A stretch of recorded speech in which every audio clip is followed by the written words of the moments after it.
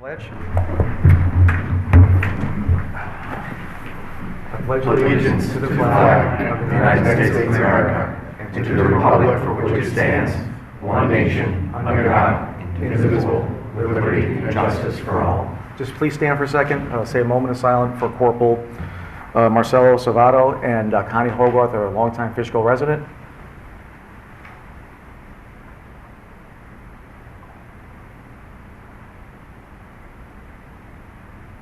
Thank you very much. Please be seated.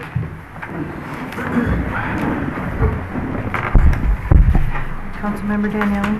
Present. Councilmember Isfan. Present. Supervisor Albrook. Present. Councilmember Foreman. Here. Councilmember Rye. Present.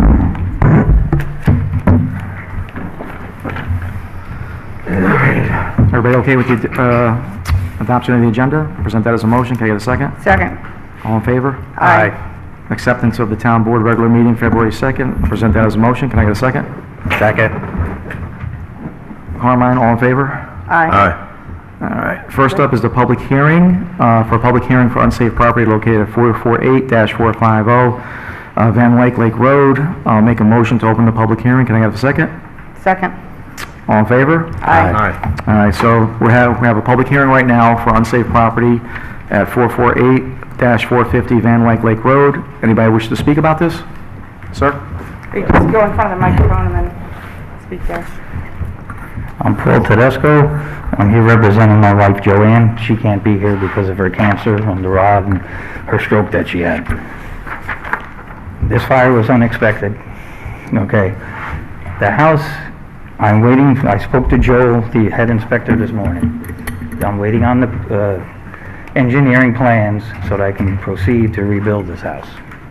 So that's what it is. As far as the structure part, Joel knows about it. He was there the night of the fire. It's the roadside part, which is bad, which is the garage and the other.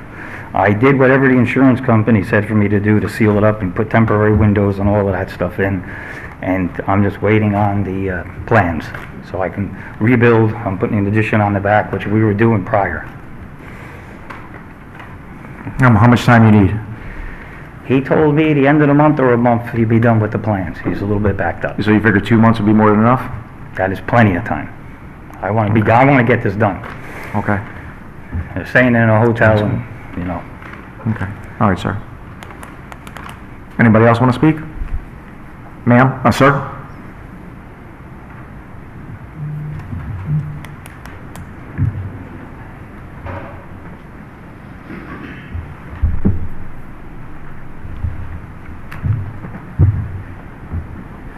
My name is Donald Jenkins, and I live on 510 Van Wyke Lake Road. My wife and I built that house in 2014. Shortly after moving in, we called the county and complained about the condition of the property, and most importantly, the vehicles that are sitting on that property, most of which I can probably, if we investigated, we'd probably find out that they're unregistered. Second of all, we don't know what PCBs or oil or whatever else is leaking into the groundwater. And our wells are all down south of that property.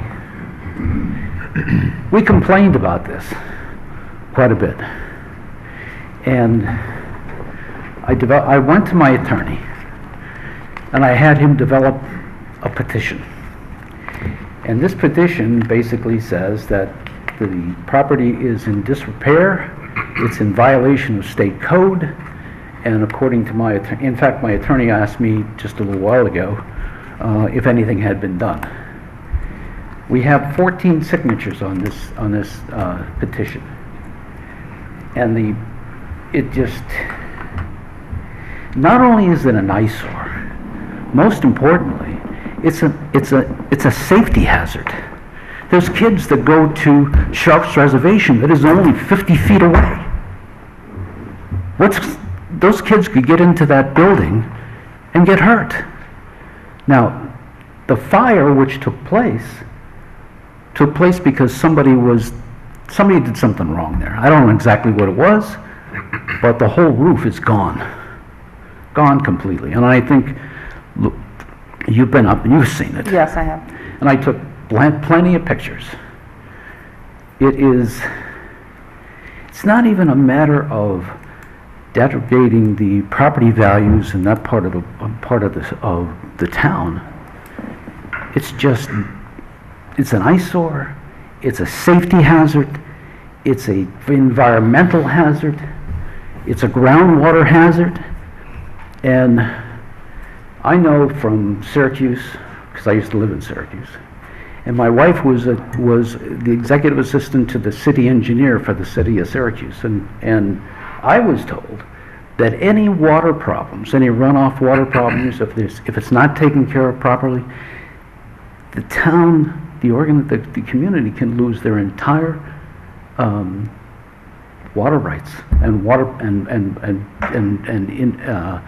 funds from the federal government.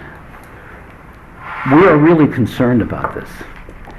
And we sent this petition to Dutchess County, to the town of Fishkill, the town of East Fishkill, and by the way, your assistant is just amazing.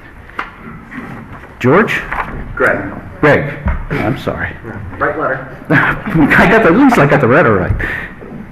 Anyway, we are very upset about this piece of property.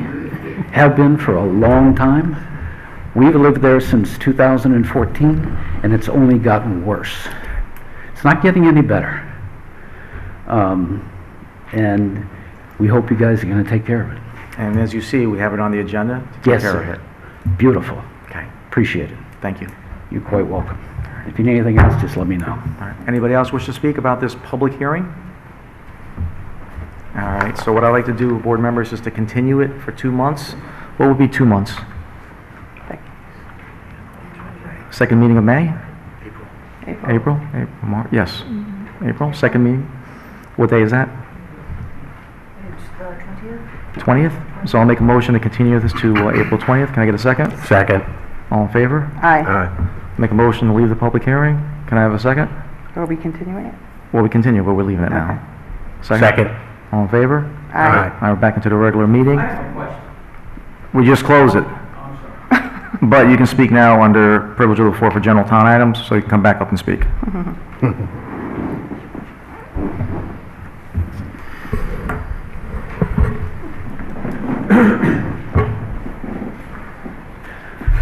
That fire took place in April.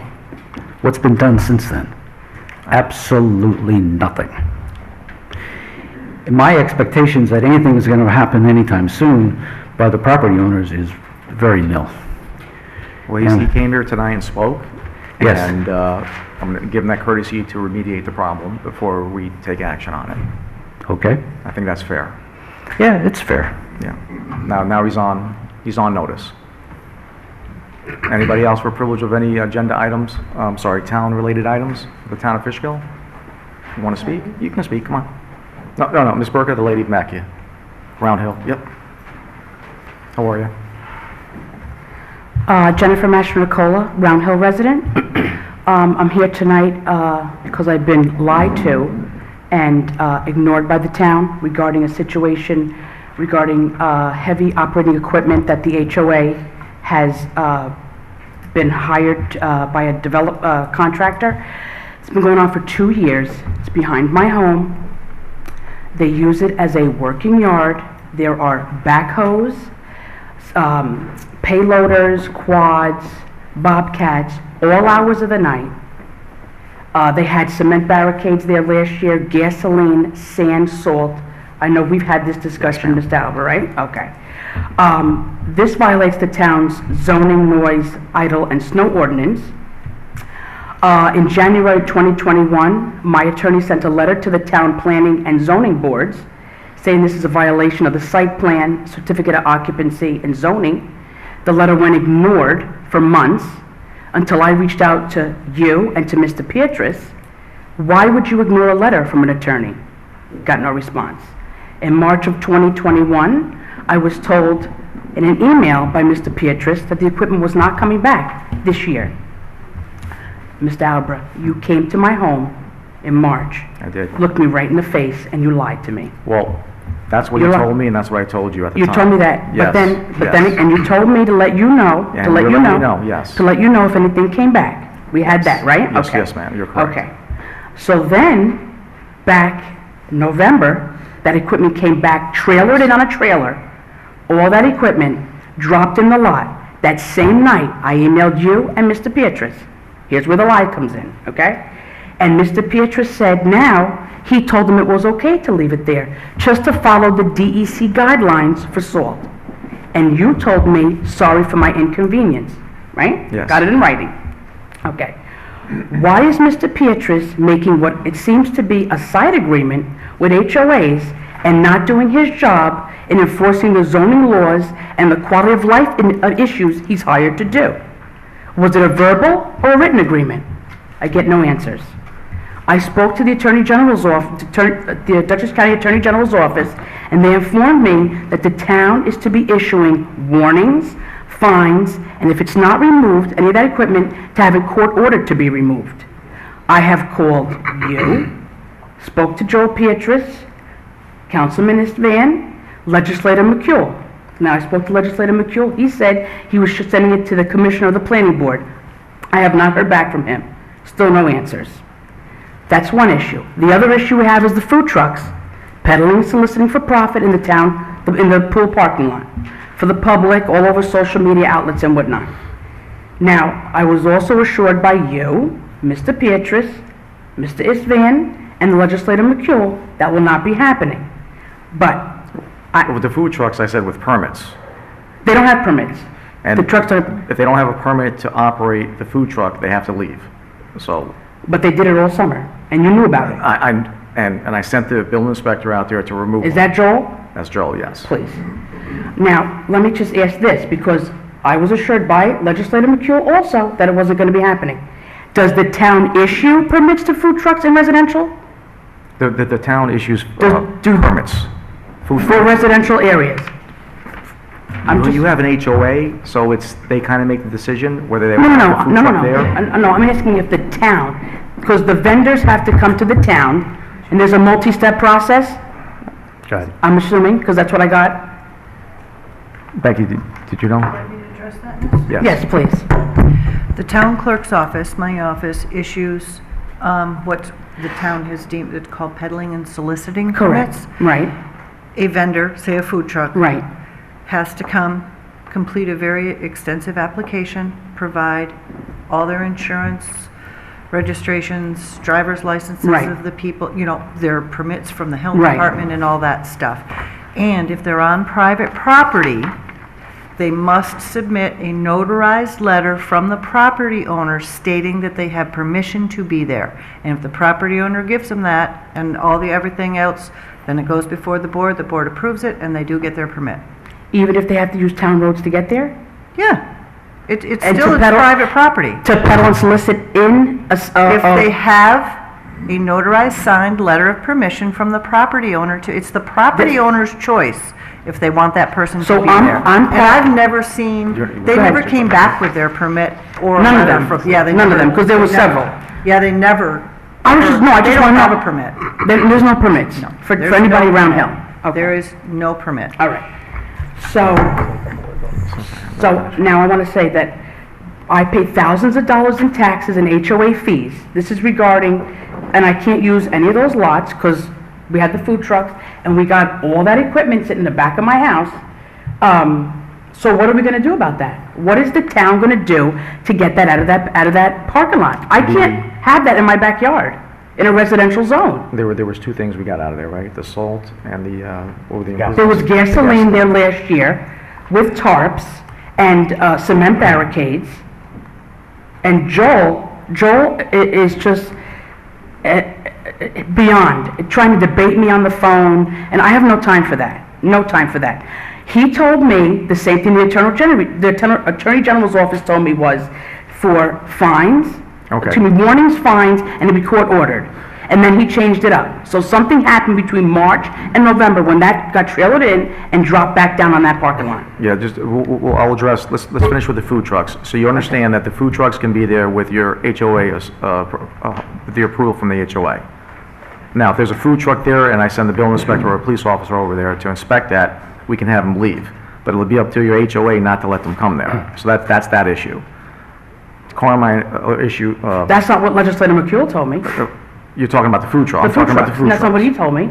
He said, I heard that that was all set, that's not gonna happen. That's what he told me. Well, I spoke to him on the phone. He was on the board 2 years ago. We changed the law last year, so that they're No. I spoke to him this year, and this year he said to me, I know about this, and they said it's not gonna happen again. That's what he told me. It's not gonna happen again if they don't have any permits. He didn't tell me that. Well, if they got a permit and they got approval from the property owner, they can be there. The Carmine will address. So that doesn't violate a site plan and zoning No. and all that? No. You can peddle and solicit for profit? If you got a permit from the town, and if you got a permission from the property owner, those two things you need to do. And if you think that person doesn't have the permit or permission, then you can let the town know, call the police department up, and they'll go and inspect and ask for the documentation, and if they don't have it, they'll remove it. After the second time, they'll probably give them a ticket. So, that's the food truck situation. Okay. Now, Carmine knows a little more detail about this. Since you and I talked, I called you immediately and try to educate myself on what your concerns are. If anybody lives in an HOA, a lot of the HOAs have vendors that actually do snow removal, and what they do is they either park a truck or a couple of vehicles. I understand your concern. They do have quite a bit of vehicles there. I have all the pictures right here. Yes, I did see them. You saw the pictures. Okay. Thank goodness that it only is active when there's a snowstorm. So when like I mentioned to you, my comments is I do snow removal for a living, and I do it in Fishkill. And every one of my sites in Dutchess County, I do have piece of equipment sitting there, ready to go. But I'm trying to be very respectful for the residents. I did talk to Joel. Joel gave me his opinion. I would go to our town attorney, Mr. Gaba. My thing is maybe you can look into this because Who's here? Is that you? Oh, good. and every site, I look at those vehicles, and this is again my opinion. And I'm going Listen, to talk. listen. If I may Go finish. ahead, If go I ahead. may finish. Go ahead. Is that those equipment's there for your benefit and the residents' benefit. I understand it's right next to your house, the beeping noises, I know. No, it's not just the beeping noises. I know, I understand. This is 2 years, 2 Yeah, years. So you yes. see my frustration level? So your frustration, you need to talk to your HOA again. Been there, done that. Okay. They don't want to hear about it. That's why I came to the I town. understand. Go ahead. When it comes to snowstorms, when it comes to noise ordinance, it doesn't apply to snowstorms. That's an emergency act, so we need to facilitate all hands on deck to clean the roads. I know in your development, you've had vendors that disappeared in the middle of a snowstorm and left your roads abandoned. I understand these gentlemen. There are 3 town roads that go through Round Hill. If I need to get out, I can get out. I have no problem with the town of Fishkill, DPW, they're wonderful. They're wonderful. They come down, they plow, they salt, and they go. They repeat the cycle. That's what needs to happen. This group is here all day, every day, all night. That equipment ran, every single piece of machinery ran from 8:30 p.m. to 1 p.m. the following afternoon. You don't see a problem with that? I do. I understand I your do. frustration. I do. So our building inspector made his determination. He sent that to you. Mr. Gaba, if you have any recommendation where we can go from here on this? Let me just ask, Joel Petrus, is he the zoning? Is he the, Yes. the go-to? Okay.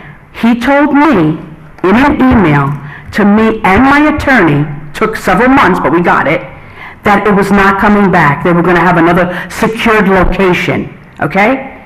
Then I emailed him again until I had to reach out to the previous town board members, and then that got forwarded to me saying, I told them it was okay. Just follow the DEC guidelines for salt.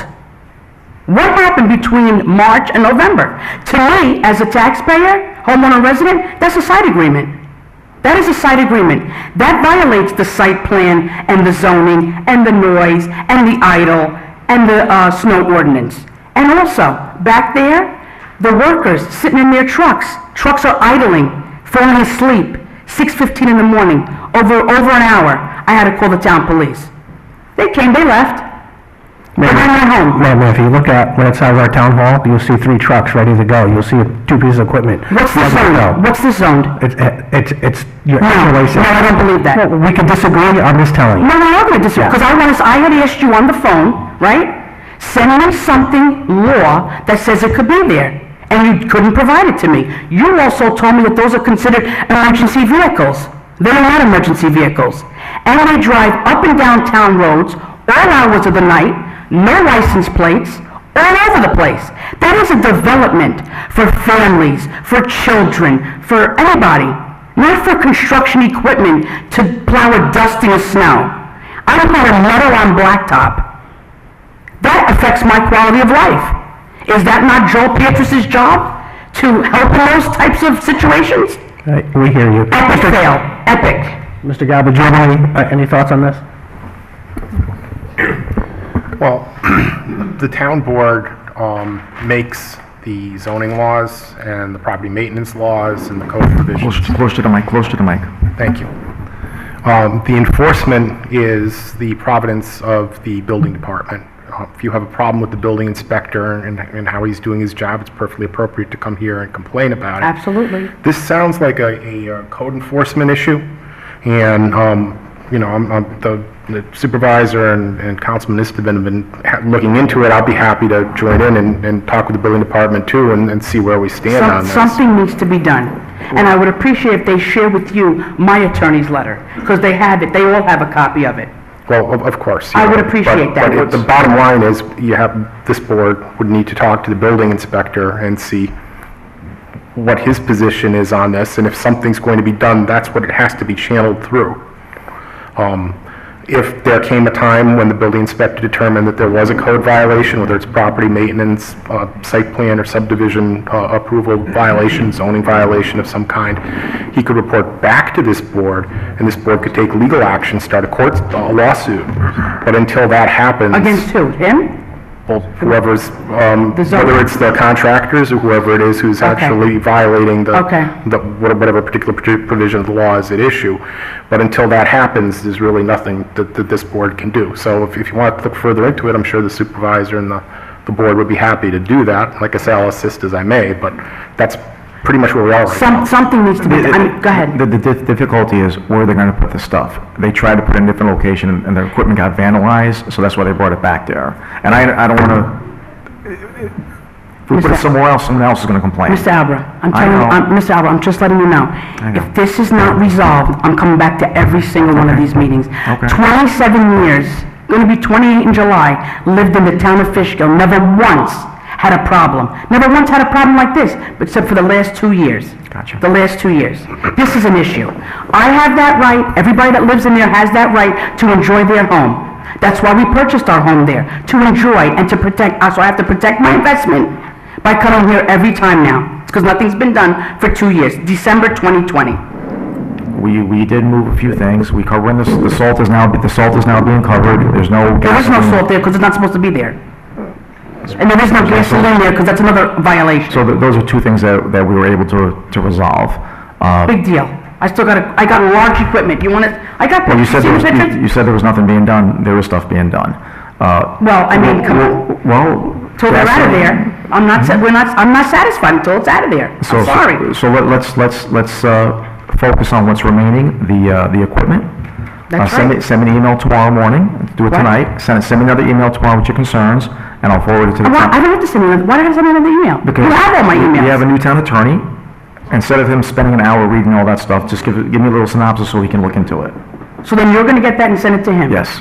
And then we're going to take care of this? If we can, we will. I'm going to send it Hold on a first. second. Councilman. Question, is that equipment there 12 months a year, or just? 5 months. I got to look at it for 5 months. 5 months? 5 months. That's the snow equipment? Yeah, 5 months. 5 months I'm looking at backhoes, payloaders, 2 bobcats, 2 quads, sitting back there, doing nothing. When they should just come in, plow the courts, and get out, like they've done for 25 years. Never had this problem up until 2 years ago. For 2 years. Clearly there was a big issue here. Big. Big. And I own the unit, and I own the property it's on. thousands of dollars in taxes and HOA fees. I couldn't even use that lot last time because all the workers were back there with their cars, putting the sand in the other trucks, going up and down the town roads with all this big equipment. I couldn't even do my driveway. I had to park in the fire lane. I didn't care. I didn't. At that point, I didn't care. It's like a free-for-all. If they can leave that there, I could put a backhoe on my lawn. Were you gonna give me a fine? I'm not gonna fine you. What are you gonna do, tell me to move it? I'm not gonna fine You you. tell me to move it? I'm not gonna fine you. Okay, right. I'm sure if I had a boat, a busted car with no plates, you'd tell me to move it, right? It's an eyesore. Those are an eyesore. They need to go. And I want to give this, can I come give Of this to you? course. I want to be on the volunteer for your town planning and zoning board. Oh, Would be a consideration for Carmen? that? I was just going to ask you if you wanted to do that. Yes, I do. you got a Thank you. All right. Mr. Walker?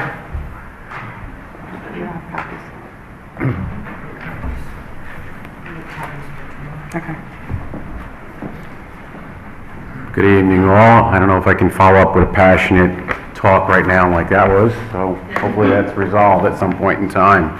But nonetheless, James Walker, lifelong resident here in the town of Fishkill, presently living in the historical district.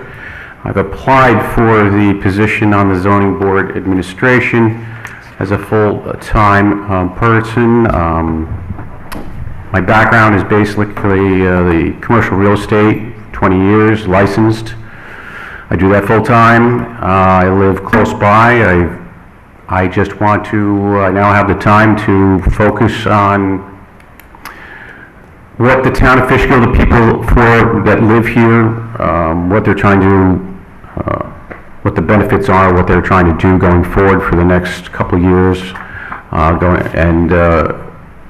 just also wanted to make a note that I'm also on the Comprehensive Plan Committee, and that I'm excited to work with other constituents on looking for a plan that would benefit the town of Fishkill and the people that live here. So I just want to just reinforce the fact that I appreciate the consideration, and I hope you actually appoint me to one of the seats. So thank you for your time. Thank you, Mr. Walker. Sure, go on, Mr. Walker. My name is Dominic Barkley. I'm the owner of Continental Commons, otherwise known as Snook 9 Realty, GLD3. I've become a regular here, obviously. I just wanted to hand these documents out. This is regarding what took place after I left the last meeting. Before I start, I'd like to hand these documents out.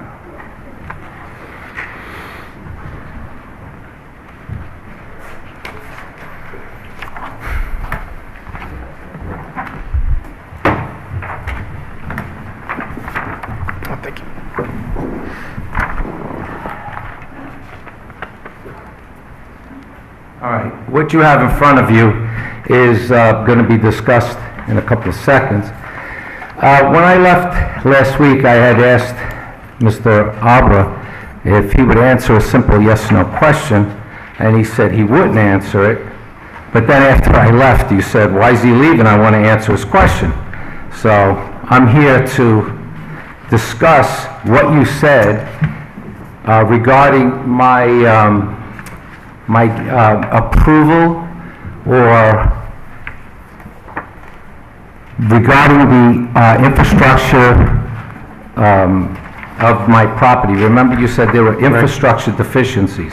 So you had read a letter from June 2nd, 2020 between Mr. Upright and Bozak, and then you read a letter from August 25th, 2020, again regarding Mr. Bozak and Mr. Upright, regarding the fact that I didn't have water and sewer approval. But I'd like to start from the beginning, so this way everybody understands what took place. All right, first I have to correct myself in the fact that I said I filed a lawsuit against you, Mr. Arbor, in Fishkill, and because I live in Fishkill, I filed in Westchester because I live in Westchester. So just to clear that. Also, I corrected myself at the last meeting, and I said that I referred to the issues that the Department of Health had in my opposition to the Article 78. And I said that at the last meeting, and then you said that I had my approvals. Just want to go and make you understand how this took place. So, December 30th, we were supposed to have a meeting that I was supposed to get the approvals for the water and sewer. You filed a TRO, Article 78, whichever way you want to call it, to stop my meeting. You said that you were protecting the citizens. As supervisor, if I quote you correctly, as supervisor, you were protecting the citizens of Fishkill from an illegal meeting. Am I correct? You don't have to Just keep answer. speaking. Okay, that's good. First of all, you weren't the supervisor December 30th, 2019. Okay. Now, hours later, now the judge sided with you and stopped my meeting for water and sewer, or all this stuff wouldn't happen 2 years ago. Okay? So the judge sided with you, but we have to just remember something. I don't believe the judge knew that you were going to drop the temporary restraining order literally hours after you obtained it. I don't know if the judge would have allowed you to abuse the court system like that, because your intention was not to protect the citizens of Fishkill. Your intentions were to help the Friends of the Fishkill Supply Depot. That's what you did, because you filed it and dropped it. You were supposed to ask permission from my attorneys to say, I'm going to drop it, but that's just not here nor there. Yeah, don't ignore me, just listen. Okay.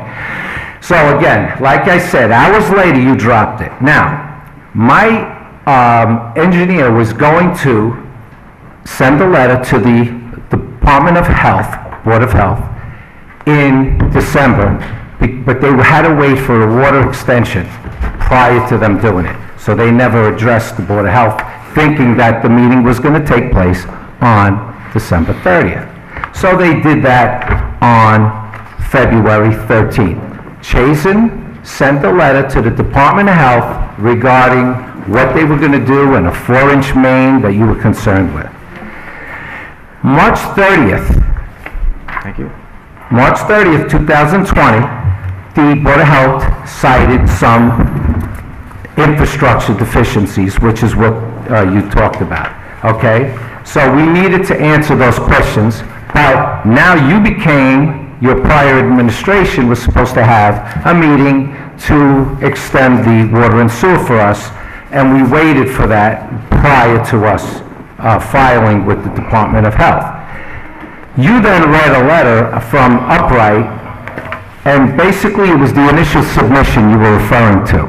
That was prior to us getting water and sewer, or hopefully getting water and sewer, and you were mentioning how these infrastructure deficiencies, and that's why you denied it. Okay. Our attorney asked your attorney, Mr. Nugent, on several occasions if our engineer could answer any questions before you voted on it. So what you failed to say is, you mentioned again, like I said, August 25th, that you denied me water and sewer in September. In October 29, 2020, and that's what you have in front of you, my engineers sent a letter to the Department of Health addressing the deficiencies in the infrastructure, which had to do with this 4-inch pipe.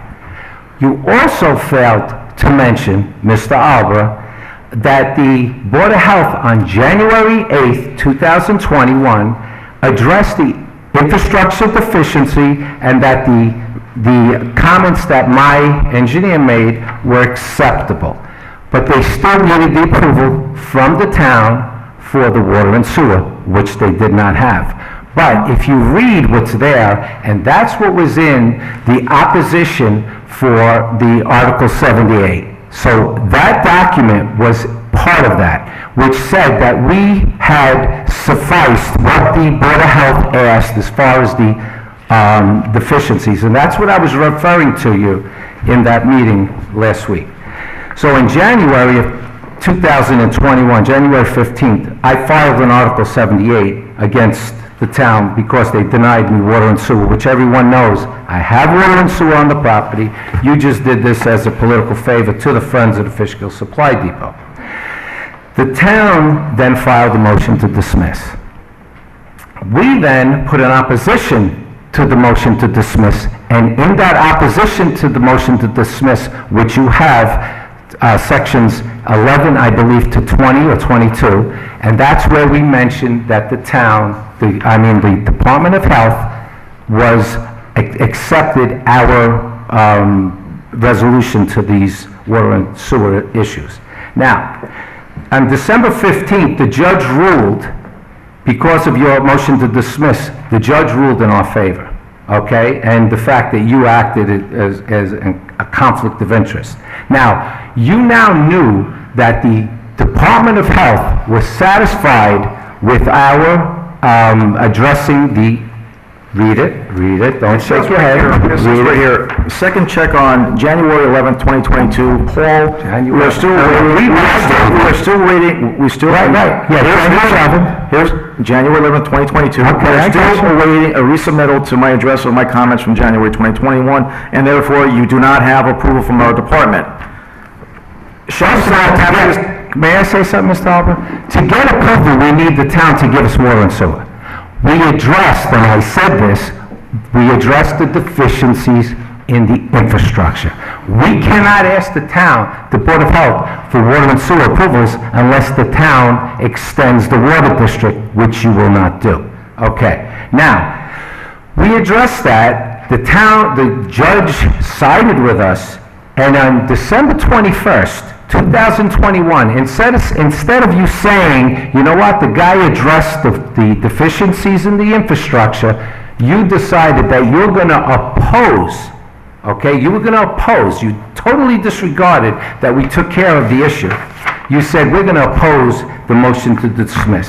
So let's get the record straight. You're reading letters from way before, and you're referring to I'm trying to figure out how January 11th, 2022 is before what you said. Because, the letters that you That's read, what I'm going by.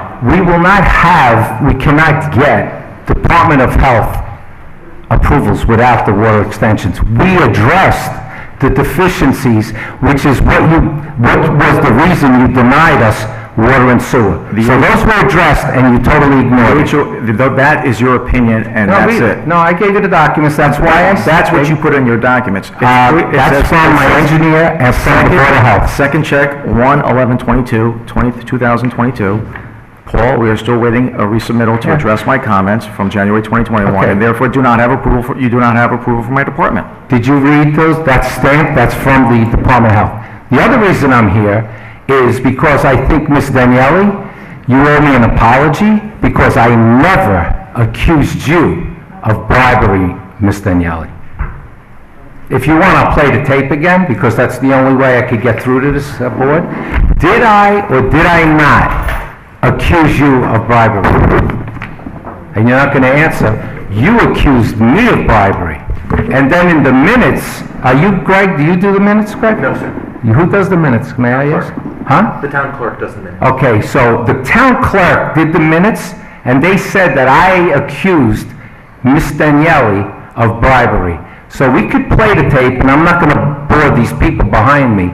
I never once said it. I said that you could look over there, I don't know what you're looking at, but you accused me of bribery. So I just want to set the record straight, and I'd like the minutes of this last meeting to be altered or changed, because you could watch the video, and if anybody saw that I accused Ms. Daniele of bribery, then I'll come here and apologize to you. But I never accused you. You accused me. And then you said you didn't like sitting there listening to Mr. Broccoli accuse you of bribery. How does it feel, Ms. Daniele? Because I sat in that seat while you accused me of giving a job to the prior supervisor, which I never did. And I want to thank you. Thank you, Mr. Broccoli. Thank you for coming. This gentleman, hold on. Stop. Ms. McGrary? Why don't you sit down and relax, Mr. Broccoli? No, that's good. Okay. Hit and run? Gotcha. Mary McGarry, Old Route 9. I wasn't going to get up at this time of the meeting to speak. I will be speaking at the end. but I was listening to Mr. Broccoli, and I just want to clarify a few things because a lot of people here may not know how this bouncing ball started. Okay, what he was referring to about the lawsuit against Mr. Alba, when Mr. Alba was still a citizen, my understanding, because I was in the courtroom that particular day, was the lawsuit was not against Mr. Broccoli's company. It was actually against the town because we were supposed to have a public hearing on 2 items, Mr. Broccoli's being one of them, and there's another project that's going on Old Route 9. What happened was we did not have a quorum. Therefore, the meeting could not take place, hence the public hearing could not take place. What happened was the then supervisor just arbitrarily picked a date before the end of the year to schedule another meeting. That particular meeting did not meet the guidelines for notification. That's what the lawsuit Mr. Alba had against the town, and my understanding is Mr. Broccoli's business and the other business were just what they call interested parties. So I'd like to kind of set the record straight. I understand Mr. Broccoli's passionate. It's a business. I understand what he's trying to say, but it's kind of rolling everything all into one. My understanding, I'm not on the board, so I don't have access to all the information. I just know what I've seen, what I've participated in these meetings, is there's 2 lawsuits. One was against Ozzy Alba, the individual, which my understanding was settled or taken care of and dropped, whatever the case may be. The next one has something to do with stopping the water or not stopping I don't really know, but that was against the supervisor. So there's 2 separate lawsuits. So that's where I'm a little confused, and I want the public to know. We're talking about 2 separate items. So I'd like to set the record straight as far as that's concerned, because I was in the courtroom in December when we sat in front of Judge Gito, and he asked me why I was there. I explained why I was there. I heard the whole conversation. There was absolutely no representation from the town of Fishkill who the suit was against. And the reason that suit was filed was because the town did not follow the public hearing notification. Thank you. Thank you, Mr. McCrary. And that's exactly what happened. As I said last time, the first meeting in December, the attorneys representing these 2 projects asked for a continuing of the public hearing. That got to the meeting. At that meeting, there were only 2 board members present. You can't have a meeting unless you have 3 board members present. So the supervisor at that time, with the other council person, decided to schedule a public hearing on the 30th. You can't do that unless you have a quorum. And I sued the town of Fishkill. I did not sue Mr. Broccoli. I did not sue the other company. I only sued the town of Fishkill for scheduling an illegal board meeting. The judge sided with me. I won that case. So thank you very much, McCreary. She was there. She watched the whole event.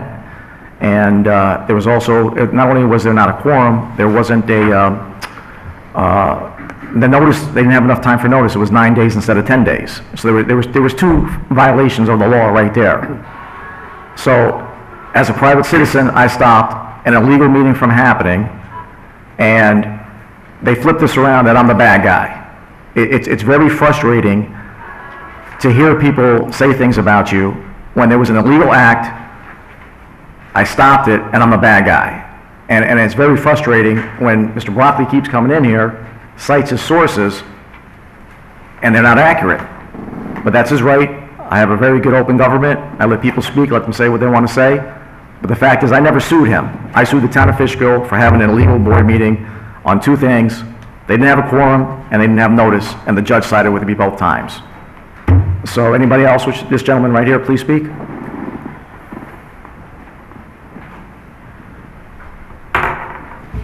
Hi, thank you. I was at that meeting too. Identify yourself, sir. My name's Keith Riley, and I was at that meeting too, and it was super shady. So thank you for that, as a private citizen, for that, taking action. But I'm here tonight because my name is Keith Riley, and I recently became the co-president of the Friends of the Fishkill Supply Depot. I'm a teacher and reenactor and member of the Friends of Fishkill Supply Depot since 2015. I'm a lifelong resident of the Hudson Valley, and with a love of the American Revolution since childhood. Some of my earliest childhood memories are that of the bicentennial in 1976. We're blessed to live in an area that played such a vital role in winning the independence. Now, as a teacher, I attempt to share this history with my students and get them excited about the 250th celebration of independence in 2026. As a 7th grade teacher, I have the privilege to teach my students about two of the most important topics in American history, the founding of this nation and the U.S. Constitution. My involvement with the Friends of Fishkill Supply Depot has allowed me to further educate myself in both topics of the Revolution and government. In class, I now tell stories of the soldiers that passed through the supply depot to rest, recharge, and resupply for the struggles that laid ahead. Their stories inspire my students.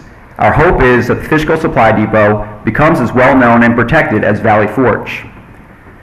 But for that to be possible, we need your help. And we turn to you, our government, to settle the question of what matters more, the good of the community versus the good of the individual. The Founding Fathers foresaw elected officials like you that would have to make these difficult decisions. As a property owner, I understand it's a tough call, and I can see both sides. But Mr. Broccoli bought the land with full knowledge that it was once home to General George Washington's Continental Army. The owner's first project was not to honor the men who sacrificed to create this country, but rather to construct a gas station that pollutes the environment, a convenience store that sells junk food, beer, and cigarettes. But that wasn't enough. For years, he's been scheming to pave over the last 10 acres of the Fishkill Supply Depot to further stress our water and sewer and forever erase the legacy of the men who fought to create this nation. Despite the ridiculous accusations and frivolous lawsuits, volunteers from Fishkill, the Hudson Valley, and across the nation have been faithfully volunteering their time, their skills, their money to preserve this sacred land from commercial development. The people have successfully protected the Fishkill Supply Depot with their legal appeals, with their signs, t-shirts, with their passion, and most importantly, with their vote. So I'm here tonight to say the mission continues, to protect the remaining acres of the Fishkill Supply Depot from commercial development. As co-president of the Friends of the Fishkill Supply Depot, I'm looking forward to working with the new board members to finding a way forward that will not pave over our history, but rather protect and honor the legacy of the soldiers of the American Revolution for future generations. With your help, vision, and political courage, it will happen. Thank you. Thank you, sir. Give me 1 second. Anybody else want to speak? Okay, you go, and you'll go next. Anybody, you going to speak today? Okay. All right. You go, sir. Okay, my name is Rob Bucari. I'm the other president. We're co-presidents. So I want to mention there was a comment made that the board did our group a favor. Where does that come from? There was absolutely no favor involved. Right. It was defending the rule of law, and that was the bottom line. Absolutely. And I don't know any of you. And if one thing I understand is the hard work to get to the people of Fishkill and to get people to understand this, and to think that we got a favor is ridiculous. And that's a statement that I have a great offense with. We have passion. I teach my students, I'm a teacher in Putnam County. I teach my students to love their history. If you look behind you, you have a soldier there, right? There are bodies of soldiers in that spot. Now, Mr. Broccoli might have another opinion, but don't tell us that we got a favor, because we get donations from the people of Fishkill and also around the country. And we don't do anything underhanded. Everything is public, and everything we do is to save that piece of land for those guys that gave their lives.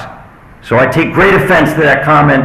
Thank you for all you guys have done for the town of Fishkill. I appreciate it. Thank you for coming, sir. Ms. Berger? I'm sorry, Ms. LaGoy. Ms. LaGoy, come on. Right. You sure? All right. I thought there was a person before me. You'll be the grand finale. Ann LaGoy, taxpayer, here to exercise my right as a taxpayer to come and speak to the board. I neglected to thank you at the last meeting, Louise, for composing another letter in support of your constituents who are adamantly opposed to the Church of the Nazarene proposed project right on Main Street, which, although being in the village, it affects every single person that lives and works in the area. And thank you for signing for a second time Mr. Albra, and thank you for jumping on that and signing right away, followed up the next day by the remaining 2 board members. And I would like to ask you to also attend the village meeting, the Board of Trustees, on February 22nd, where the public will have an opportunity to speak about their concerns on this project. You know, there's been quite a buzz on social media that, you know, things are being misconstrued and misinformation. I do volunteer with a group called Keep Fishkill Beautiful. You can go to keepfishkillbeautiful.com, and it's all just documentation. So again, I really thank you for doing that. It is greatly appreciated that you are supporting us and willing to, as we see, oftentimes get beat up by people, which is really annoying. And thankfully, we had Daddy Warbucks here last time to tell us that we need to take anger management classes. So I appreciate that, Mr. Stanger. I also want to thank, oh, they already left, the 2 gentlemen that were here regarding the Continental Commons project, which is really just a disgrace. This is not an underhanded operation. You know, this is common knowledge. It's been documented. Bodies have been found, and to, you know, pave over these grave sites is just despicable. So thank you again, and hopefully I will see every single board member at that meeting on the 22nd to stand with your constituents and represent us in opposition to that proposal from the Fishkill of the Nazarene. Thank you. Thank you. Thank you, Ms. LaGoy. Ms. Burka, you're up. Good evening. My name is Jody Lynn Burka. I wanted to start by saying Tim DeLorme wanted to be here. He is ill. Can I give you this packet? Absolutely. He's got some information in here. And who is he? Pardon? Who is he? He is a resident of Fishkill. Good. There's information in here I think you should look at and Okay. read. He wanted me to give it to you. Okay. Thank you, Ms. Burka. Thank you.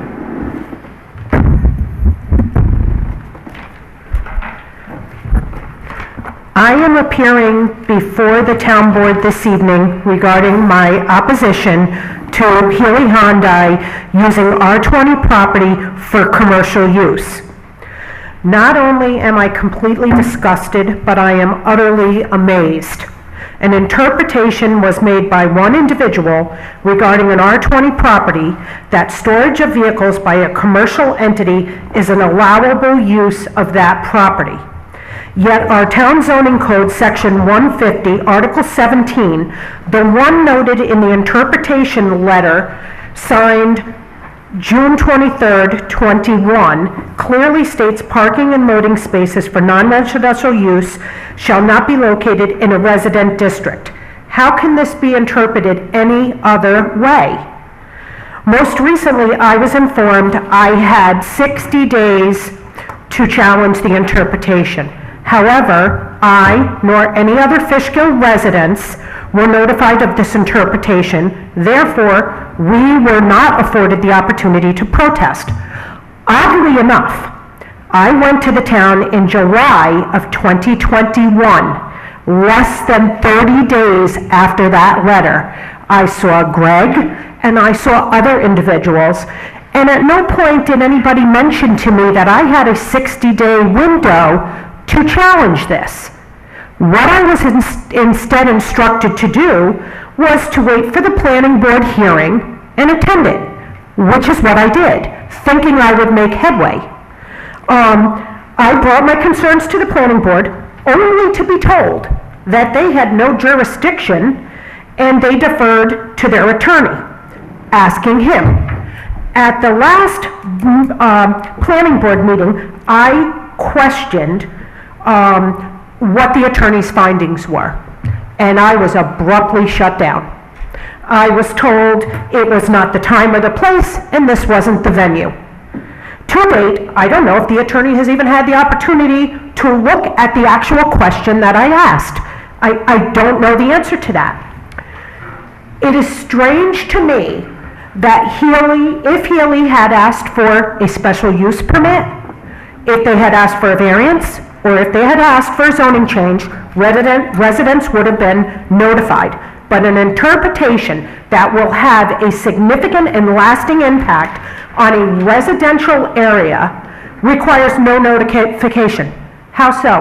How so is that? I don't get it. A public hearing notice was posted, and despite valid documented concerns from a variety of citizens, including signed petitions, we're being told that the board can't do anything to change the interpretation. So my question remains the same. What if this interpretation does, in fact, violate the zoning code?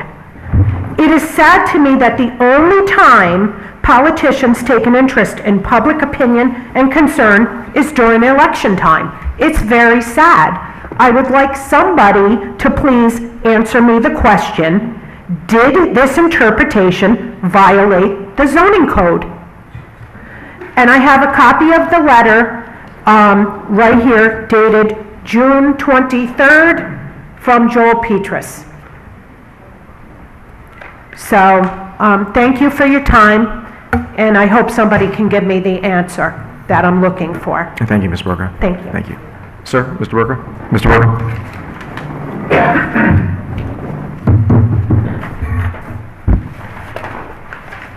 I'm Al Burka. I'm her father. You raised her well. She's a good kid and very smart. I'm going to give you two facts. Number one, I'm a long-time resident of Glenham. I was probably a resident before everybody in this room was born. Okay? And my family and the Petrus family go way back. I remember when Joel was born. What are you guys going to do about this Healy project? I have attended with my daughter the planning board meetings, and by the way, one or two of them are pretty damn rude. Okay? When I says, I'd like to ask a question, we don't answer questions. That's what I was told. What I want to know is, Joel, our building inspector, made a determination that 2 lots on Old Glenham Road, which is my only concern, they can do what they want on 52. I want to protect Glenham Road. There are 2 lots, R20? R20. They're going to move these lots from R20 to R15, which is small business or? R15? They're not shooting. Okay. In any case, they were changed and it was okay to put, I don't know the exact number of cars, but somewhere between 600 and 800 cars on these lots. Okay? Now, Combined. the thing was changed. The lots were changed, and that's what we're going to do, put those cars there. The zoning board says, there's nothing we can do, it was already done, it's not our job, not the planning board. It's not our job, okay? So my question to you is, who the hell's job is it? And who is Joel's boss? The board is Joel's boss. We're his boss, the town board. Okay. So my question is, what are you going to do to correct this situation? Councilman Danielle is going to have a suggestion in a few moments. I'm sorry? The councilwoman is going to have a suggestion in a few moments. Okay. We Still have, didn't hear him. but- The councilwoman is going to speak in a few moments, so Oh. we'll just have to see. Okay. I've never, ever in my life asked any elected official to help out with any situation. This is a situation. I want to protect Old Glen Road, because I know what's going to happen. and you're really concerned if there was a second entrance there. That's your big concern? I'm sorry? The second entrance is your concern, right? An entrance from Old Glenham. Oh, God, that's my concern. Okay. Okay? I understand exactly what you're saying on that part. Okay. So, she's going to talk. Good luck. Okay? We have to watch it later. Thank you, Mr. Berger. Thank you. Anybody else? Ms. Gadsden?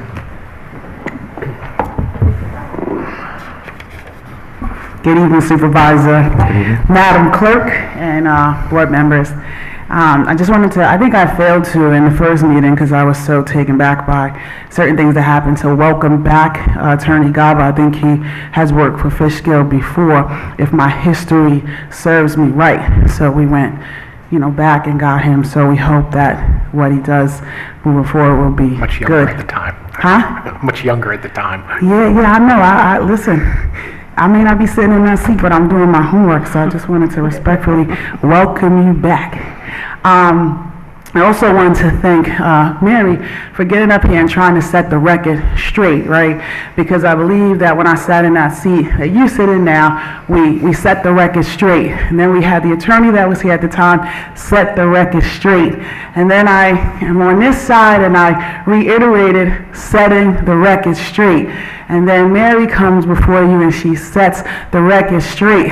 So when people continue to say that they have to do due diligence to get back money that Ozzy doesn't deserve, pay attention to the fact that you are wasting, W-A-S-T-I-N-G, the town board's money for your personal political proving, right? So I know that we all sometimes make deals and we want to stand by those, but we also can do our homework and educate ourselves and then come back and say what is factual, what is real, what we should be doing, what we should not be doing.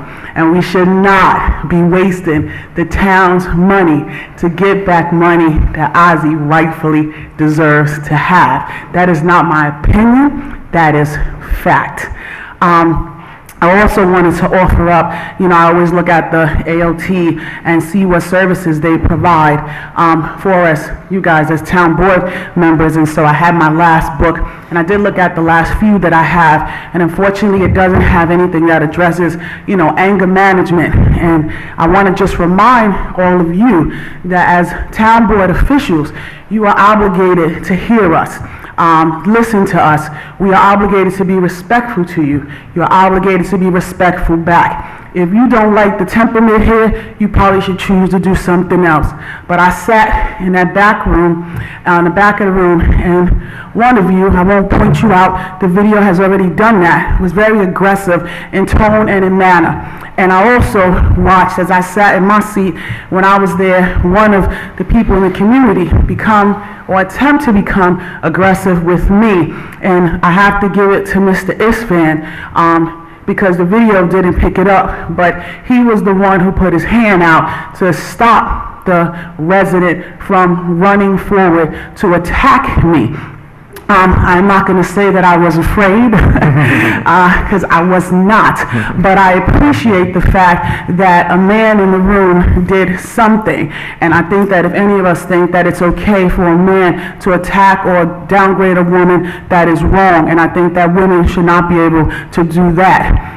In saying that, I want to say that Mary is a woman and I am a woman. So if we need a man to come forward to say that Ozzy rightfully has his money, so that some of you who don't listen to women can hear that, then I will find a gentleman to reiterate what I'm trying to say to you. Thank you. Thank you, Kenya. Very nice. All right. Ms. LaGoy, follow up?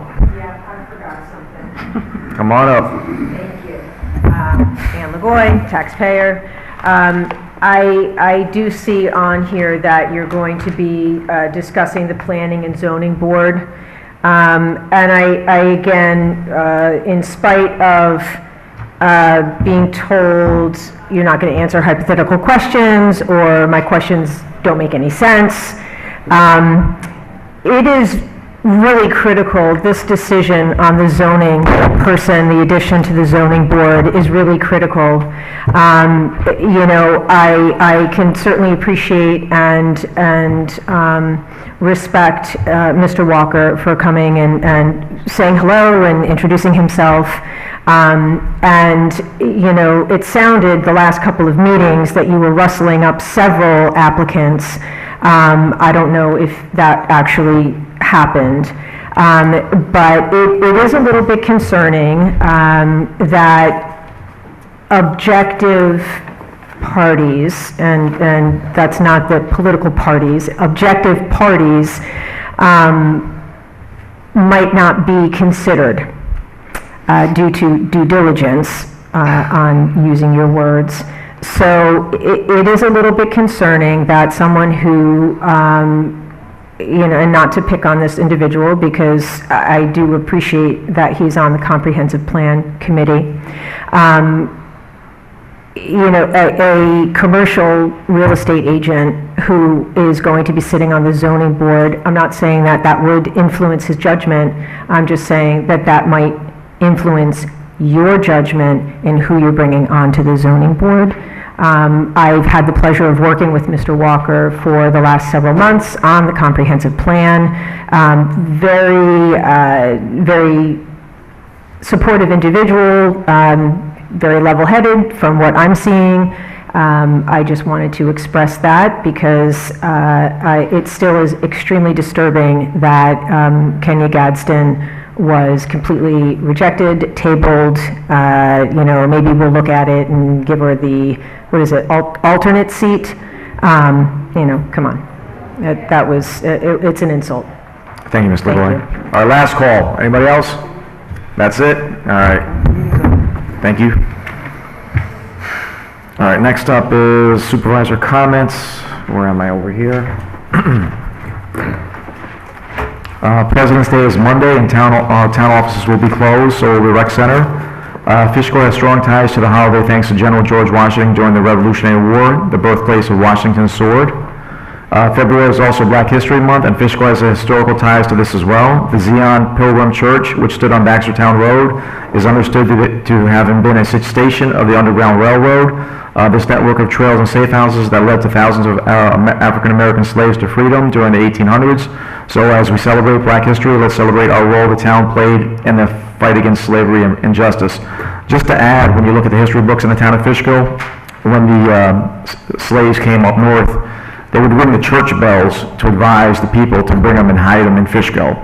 And then they would ring them again when the enemy left, and they would have them go up north. So there's so much history in the town of Fishkill. It's not just Revolutionary War history. It's Civil War history, World War history, Vietnam history. It's just a fascinating historical place to live. Tax payments are due, the bad part, tax payments are due Monday, February 28th. If you haven't paid your taxes yet, you can mail them to us or place them in the drop box in the town hall lobby, and your receipt will be mailed to you. The clerk's office can only accept in-person payments for cash and exact change. All checks need to go into the box.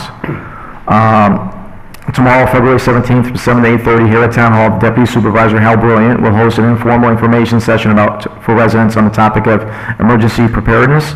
He'll go over the basic ways residents can be ready for in the event of an emergency, blizzard, flood, fire, power outage, or other crisis, and that's tomorrow right here at 7 to 8:30 in this room. Thank you, Mr. Brilliant, for holding this event.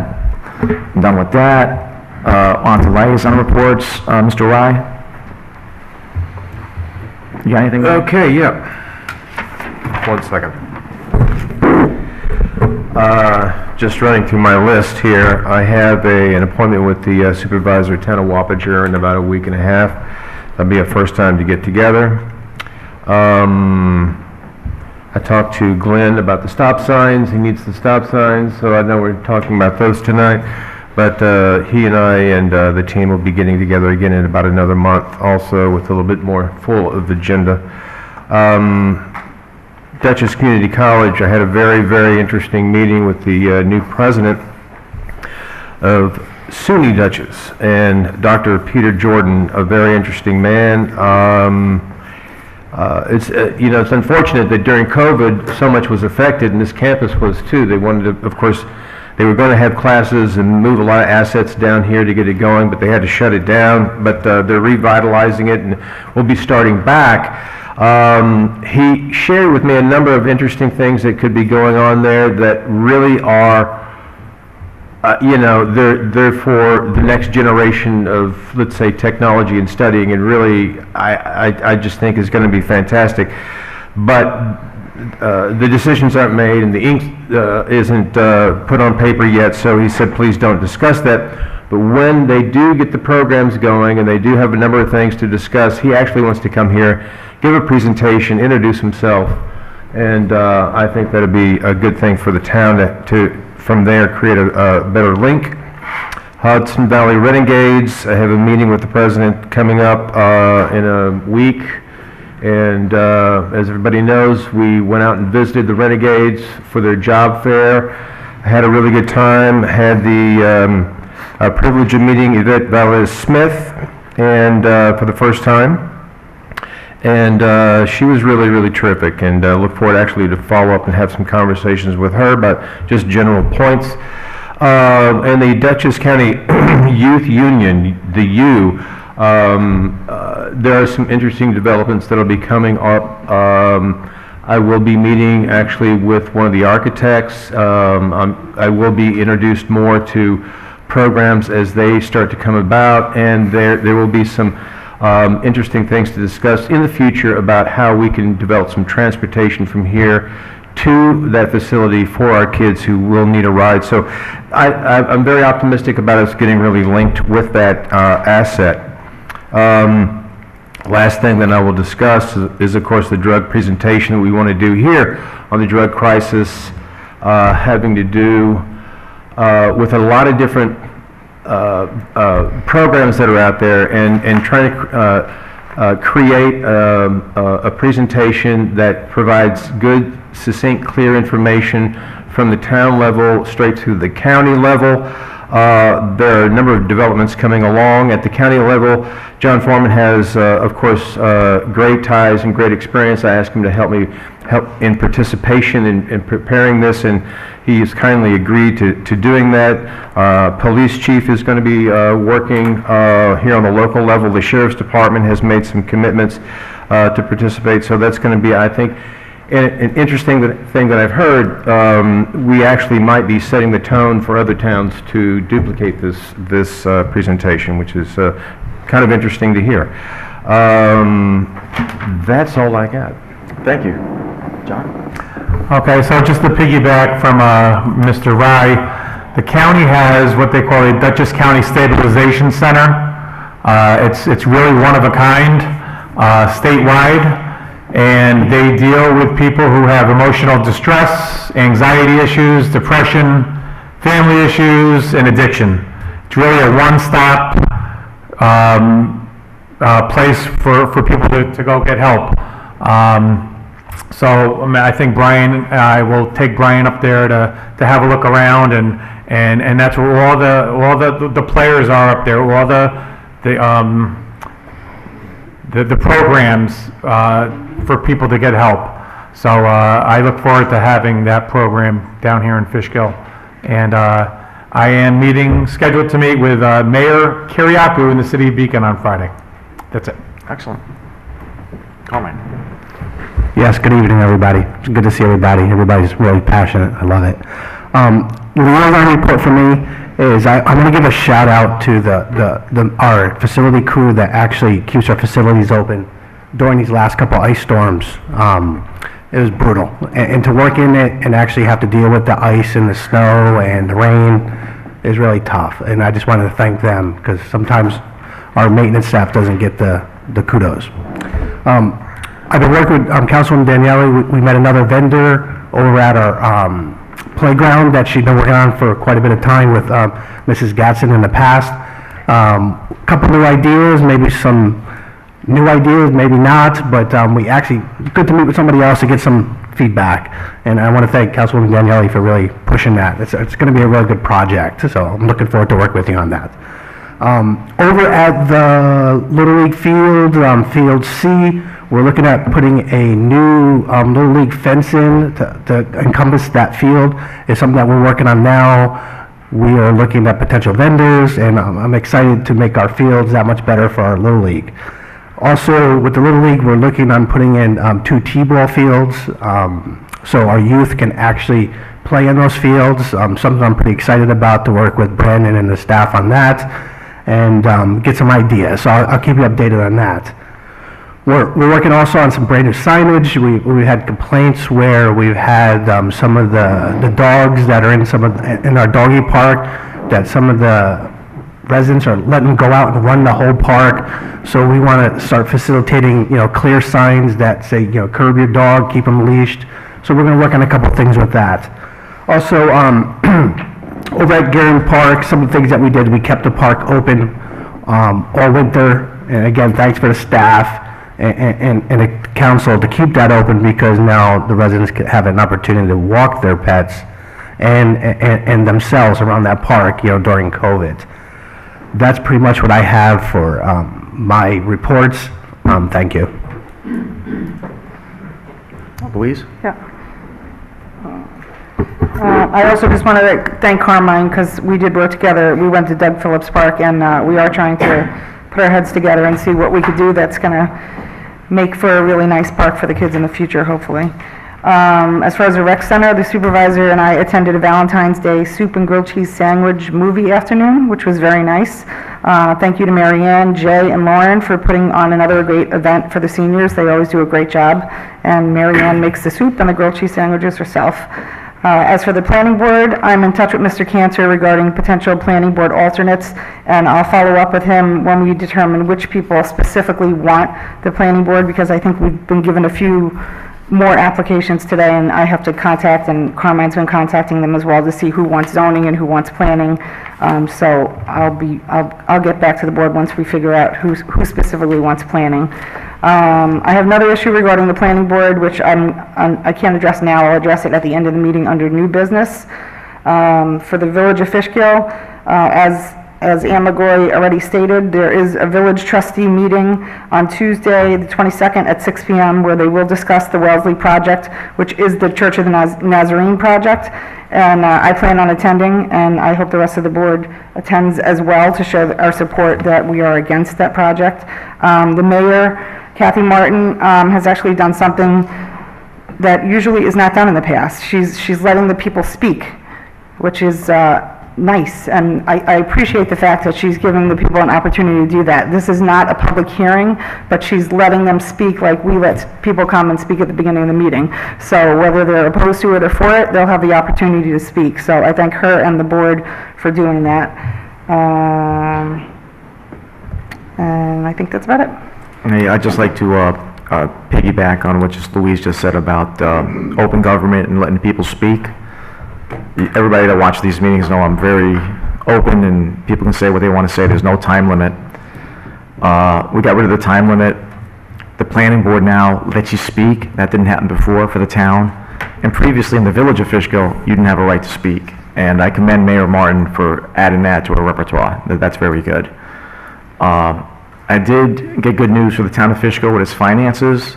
The Moody's investors upgraded us from an A, small A2, to an A, small A, number 1. That's good for the town of Fishkill, good for the residents of Fishkill. It was a lot of hard work with our staff. As most people know, we stayed open during this pandemic. That allowed us to keep things rolling. A lot of people stayed home, a lot of building permits went out, a lot of revenue came in, and that's a real good thing. This keeping open with the employees justifies my reason to bring to the attention of the town board for their hazard pay. They earned it. They kept us open. And what was the amount that how much additional income that we got from last year? 1.5 million? It was 1.5 million. So we're 1.5 million more in the reserves than we were last year. It's pretty darn good. And I couldn't have done it with without the resident support, listening to our COVID regulations, getting into town hall, the employees, especially the finance staff, Sharon, Olympia, Corrine, and Eric. They did a great job keeping the finances going, and I appreciate that. So you got a great workforce, residents of Fishkill. We kept the town open, and our employees deserve this hazard pay that we're going to vote on later on today. So that's all I have for supervisor comments, liaison reports. So now we'll get into discussions. So there's no department status, no presentation. So the first one will be discussion of an audit. The last 2 days, Tuesday, I dealt with the state controller talking about this, and yesterday I talked to another auditor about doing it. I'll have something prepared for the next meeting. So can I table this till the next meeting? Yes. All right. Bless you. So Madam Clerk, can you table this to the, what's the next, March 2nd? March 2nd, please? I'll have some more information on that. Discussion number 2 would be discussion of participating in the Hometown Heroes Banner Program. Councilwoman Louise was working on that. Louise, can we have an update, please? So last year, we had citizens reach out to all of the board members requesting that the town actually look into being part of the Hometown Hero Banner Program. I met with an employee from another town that actually does it, and she was nice enough to forward me all of the procedures that they follow, which I'm reviewing because it's extensive. I have to reach out to Central Hudson for permission to put them on the polls. I asked the supervisor, but I'll ask the rest of the board. As far as the location of it, we were saying Route 52 right outside of Town Hall, if we want to go towards the village, and then go the other way, depending on how many we get, just to start with that area, and then we'll take it from there if there's more. Sure. I mean, I think it's awesome. Yeah, and I have to work on the logistics, which the supervisor said he'd assist me with, which include the cost, applications, potential design, placement, storage of them. There's a whole bunch of stuff that I need to figure out, which I'll do in the next couple months, and then I'll report back to you, and hopefully we can move forward with it.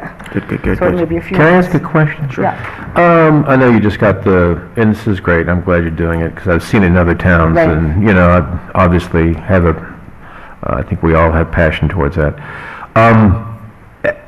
How far back have you noticed, like, how far back into how many different eras in our history do you make these selections for these people to be put on banners? I think that it's anybody who's a resident of the town of Fishkill. Is that- that's So if the- you have a relative who was in the Civil War who lived in Fishkill, we'll have one for Okay, him. that's good. That's good. Yeah, That's good. anybody. Yeah, I'm so glad to it's hear for that. town of Fishkill Yeah. residents, any conflict, war, Yeah. anything. You have to leave from Fishkill. Yeah. Like I'm a We- Beacon we- resident, right. I wouldn't qualify Yeah, when yeah. I was in the military. Yeah. But anyway, that's good. I'm Yes. glad to hear that. Yes. I'm glad to hear that. Huh? Put you in Beacon? Okay. All right. So, what do you need, 2 months, 3 months? Yeah. 2 months, Madam Clerk? Is that the decision maker? Yeah, that's 2 months from this meeting. That's fine. Next one is discussion of planning zoning board. We got some more applications. Wait. So you guys need more time to review, right? If I may, Supervisor. Sure. We've actually received a total of 10 applications. We have 1 withdrawal, so we have 9 that we're reviewing. Of the 9, I've reached out to 8, and between Councilwoman Daniele and I, we're trying to separate who's zoning, who's planning. So, thank you guys, the strategy you used to get it out there. We did have quite a bit of people apply to this, so it's pretty exciting to actually review. And the people that I did talk to, we actually have a good amount of really talented people that actually are willing to step in and help with the town, so it's exciting. I thought we had 8.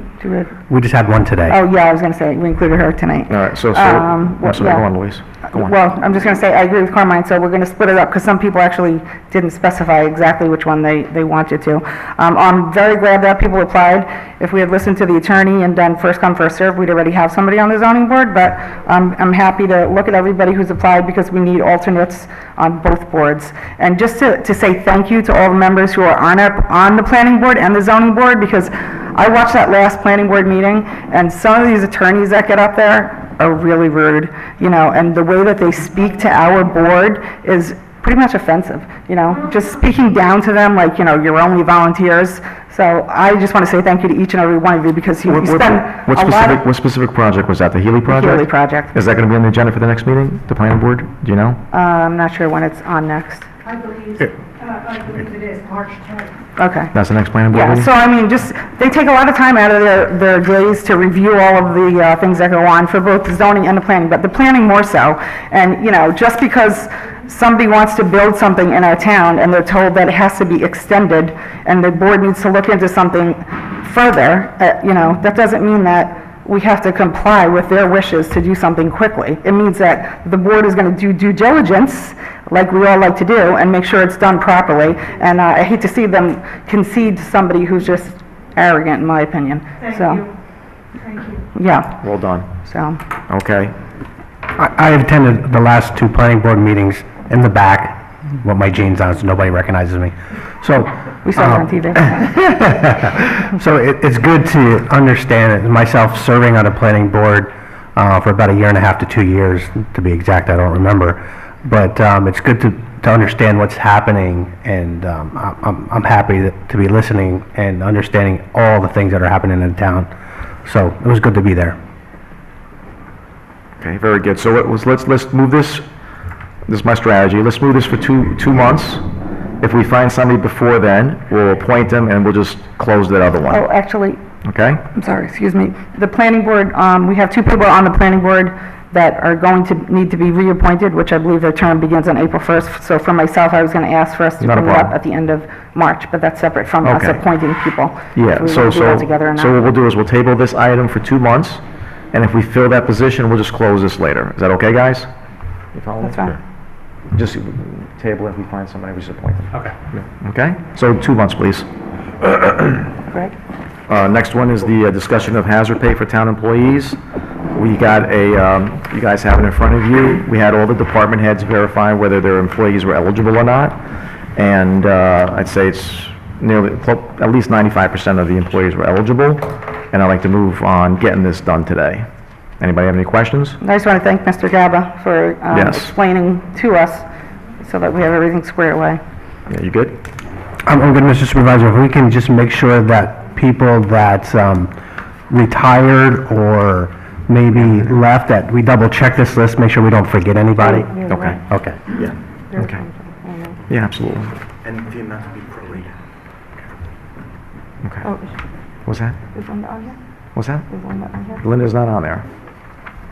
Finance is not on there. And why is that? She didn't put her people in there. Oh, Jesus. Yep. Excuse me. After we're done with this, then we'll address Okay, that. sorry. Yep. Thank you. Good to move on this? Yeah. A lot of people on the highway are on this, so I'm glad to see that. All right, next up, Wait, I think the clerk.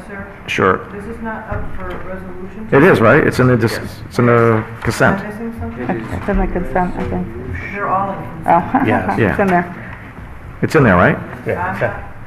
7? I don't see it. I don't see it. It was in IQM2 for it. Well, can we add it if it's not in it? As a separate vote? So are we wanting to approve this list or approve payment? The Is this- payment, yeah. Okay. Can we maybe hold open that we may need to audit? In other words, it may, like Carmine said, what if we find somebody that needs to come on here, that's... We could adjust that later. Yeah, we can adjust it. Okay. If I may, don't we have a resolution that was approved already on this payment? Yes. So I think we carry out the resolution. Probably the resolution, it's not. Yes. It just wasn't there, so Yes. can we add it? Been approved already. Is there a resolution, Greg, or not? There is in IQM2, it just appears not to have translated into the published agenda. So we can Okay, add go get it. separately? I'll print it out. Make all these copies, we'll skip this and come back to it. We can vote on that separately. No, we'll move on that separately. Is that right? Do we have to modify the agenda? I don't know yet. Wait till we get to Take the it. words out of my mouth when you're ready. When we're ready, we'll modify it. All right. Yeah. All right. So the next up, so we're gonna table 4 for now. And next up is discussion of filling 2 lieutenant positions in the town of Fishkill Police Department. The 2 candidates are here. Anybody have any questions? Does the chief want to speak? Or- Chief, please speak and let them say why they should be lieutenants. Good evening, Supervisor, Town Council members. I'm here tonight to present 2 sergeants from the Police Department recommendation for the promotion to Police Lieutenant. Okay. First up, Sergeant Wood. Sergeant Craig Wood. Thank you. Good evening. Good evening, Sergeant. My name's Craig Wood. I've been with the town of Fishkill for 14 years now. I started, I was going to be 3 years, and I liked it so much it's still here. I'd like to thank you for the honor of appointing me actually sergeant, which I've enjoyed it. I enjoyed working in this town. I love the people of the town, especially my senior citizens. I do the community policing, and I really enjoy working here. My wife, I don't know how she feels. Where is I've she? been doing this quite a while. She's in the back. She had the Put your flashlight hand on up. before.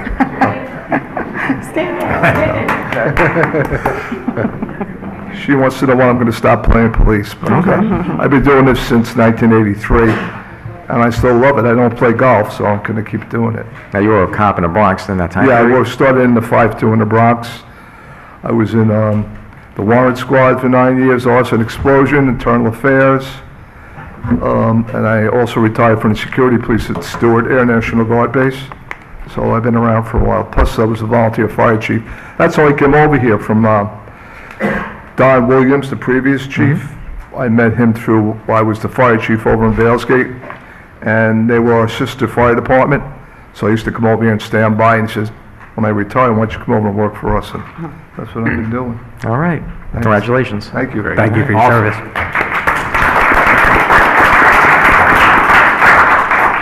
Sergeant Pat Cadden. Thank you, Chief. Good evening, board members, Mr. Supervisor. In 1990, I obtained my associate's degree from Orange County Community College in police science. I then went on to earn my bachelor's of science from Buffalo State College in criminal justice. I was hired in 1993 by the Town of Newburgh Police Department. I spent 24 years there, being promoted to sergeant in the year 2006. I retired in the year 2018. During my years as a patrolman, I was selected to the tactical unit. I was assigned to the community police unit. I was certified as a crime prevention officer. I was one of the first 2 officers from the Town of Newburgh to be certified as a field training officer, and I went back and wrote the manual that they still use there to field train their officers. I was an instructor at the Orange County Police Academy, and I was the director of our Junior Police Academy and our Citizens Police Academy. Upon promotion to sergeant, I continued to be involved with all of these programs. In addition, I oversaw traffic grants, and I was assigned as the manager of our accreditation program. I retired before that process was completed there. Upon my retirement in 2018, I was hired here as a patrolman. I spent my first year in patrol, then a short time in detectives, and in the fall of 2019, I was promoted to sergeant. I was assigned to the administrative area. I worked closely in the beginning with the district attorney's office to help develop systems of document and evidence sharing to comply with the new discovery rules. I worked with the chief to update our report filing system. During the pandemic, I worked with the chief and lieutenant to be sure that we had all the PPE, sanitizers, test kits, and everything we needed during the pandemic. And then once vaccinations came out, I worked with the Dutchess County Emergency Management Office to schedule a vaccination for all staff. I consistently review the schedule with the other administrative sergeant to ensure staffing to fill all of our shifts that come open due to different circumstances. I am currently working with the chief with orientation and onboarding of our new hires. There are many more responsibilities that I have undertaken. I look forward to the opportunity to step into a leadership role, work with the chief and the administrative staff to maintain a police department that we can all be proud of. Okay. Thank you. Thank you. Anybody have any questions? You guys are 2 great assets. It's a privilege to have you. Thank you. All right. I have a question. You may clap.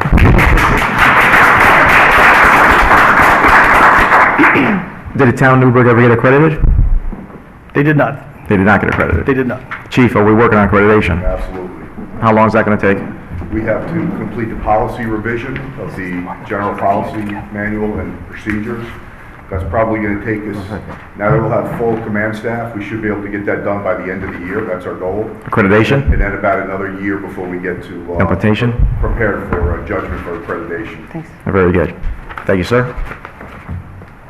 Very good. Congratulations. Thank you. Thank you for consideration. Thank you.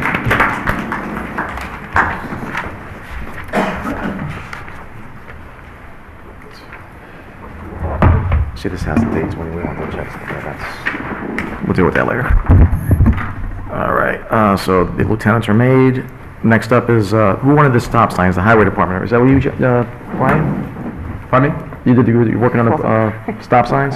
I talked to Glenn about it. I said, just, give me the high 30,000 foot level. And evidently this is a corner where they've been neglected and there's some potential for issues and they've had residents that have asked for these and so he's putting them in and it's good. All right. Yeah, it's good. Anybody have any questions? Nope. Consent? All right. The next one is going to be amending the local law number 6 for a grandfather clause for historical and cultural. You guys okay with this? Any objections? I'm okay with setting a hearing to hear what the public have to say. Okay. And then number 8 is the same thing for the aquifer, for the overlay, for grandfather clause? Wait, Becky has a question. Okay. Is there a resolution for the stop signs?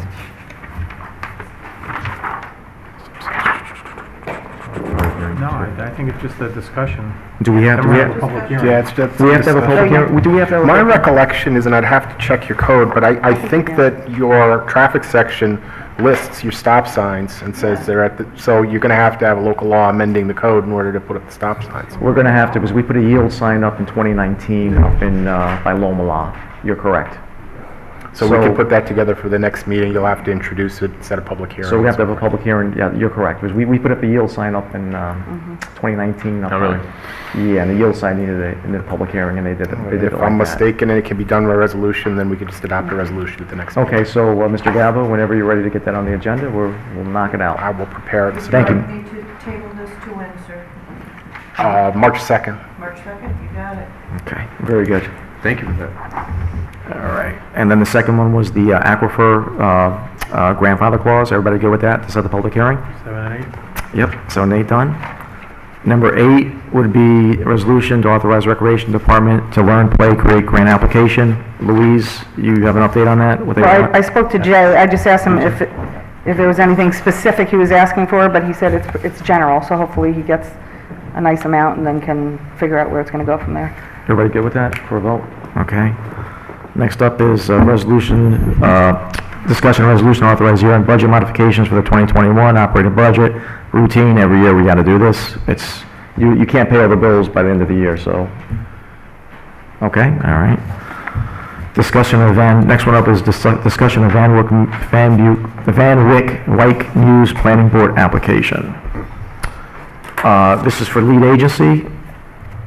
I think the planning board is more apt to deal with this. You guys agree with that? I'm fine with that. Absolutely. Next one up will be after that, will be the same thing with the building for the Jehovah's Witness building down by the water. Same Okay, I thing? think the clerk needs a minute. To consent? No, she needs a minute. Too fast? Okay. Well, always. However, it's just, he knows I pick on him about it. It's okay.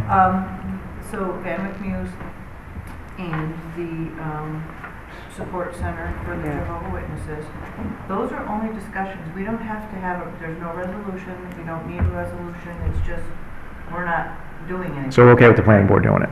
Okay. As lead agency, yes. Okay. Yeah, we're not, so there's no, so I can Gotcha. close these. Close those two right That's now. what I Even wanted. better. Just double check that that's. All right.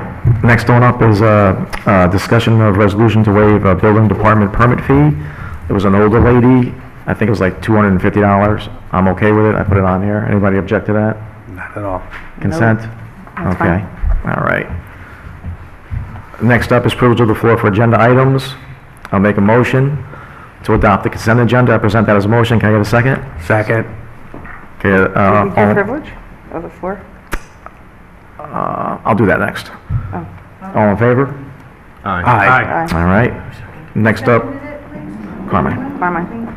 Next up is privilege of the floor for agenda items. Anybody want to speak about anything on the agenda that we spoke about today? Okay. Mary. Yeah, Mary?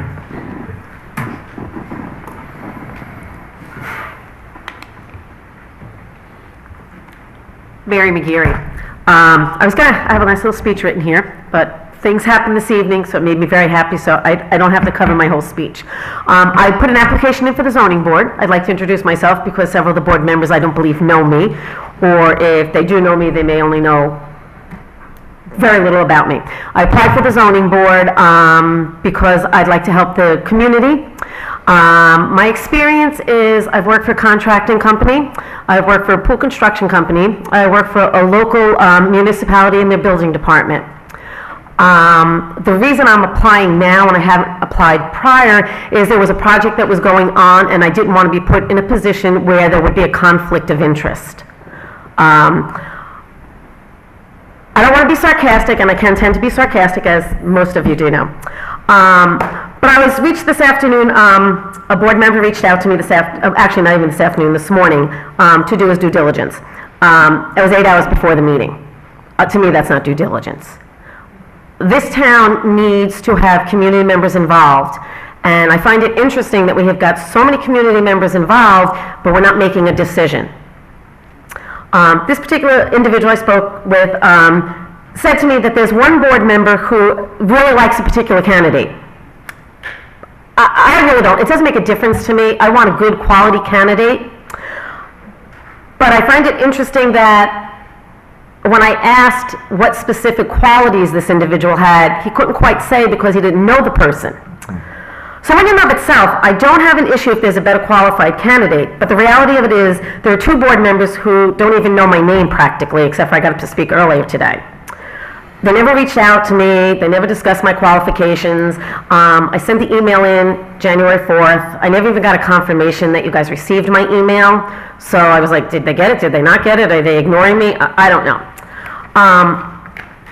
So I just want to put it out there. I'm here to help the community as best I can. I make my decisions based on the information I'm provided, the rules, the regulations, the laws. I'm not making any decisions based on politics.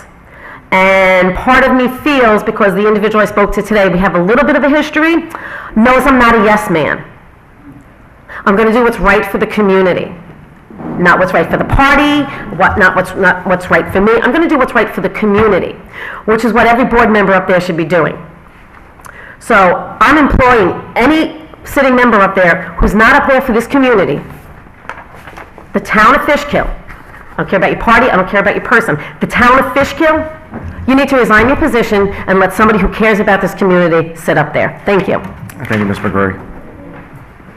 If I can make a, I think it's very important on our website, and we need to fix this, is that we have an application that the person that's the contact is no longer here.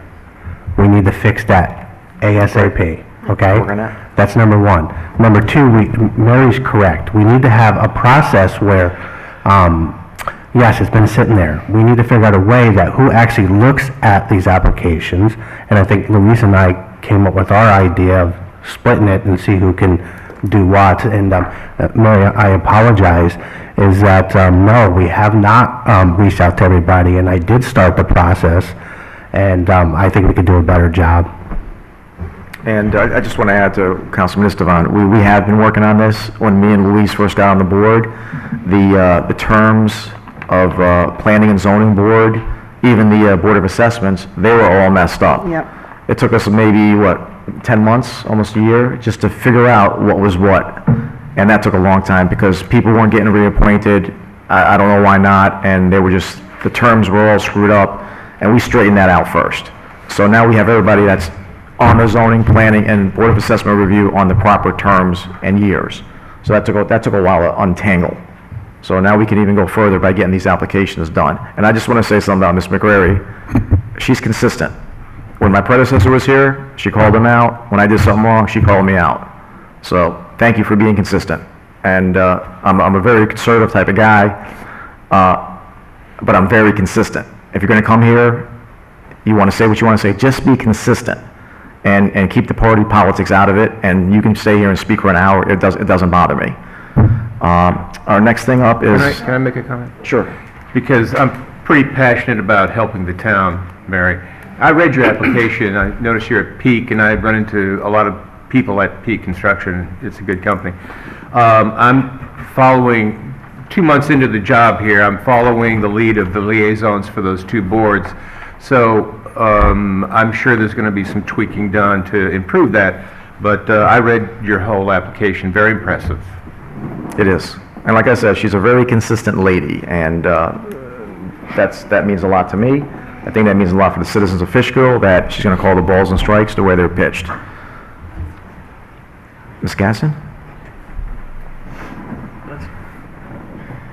So two things. I just want to be thankful for the Hometown Heroes continuing. It was a lot of work to get to it, and then when my term came to an end, I said to the lady, I'll make sure that Councilwoman Daniele takes it over with another person, so I'm glad to see that, going to move forward.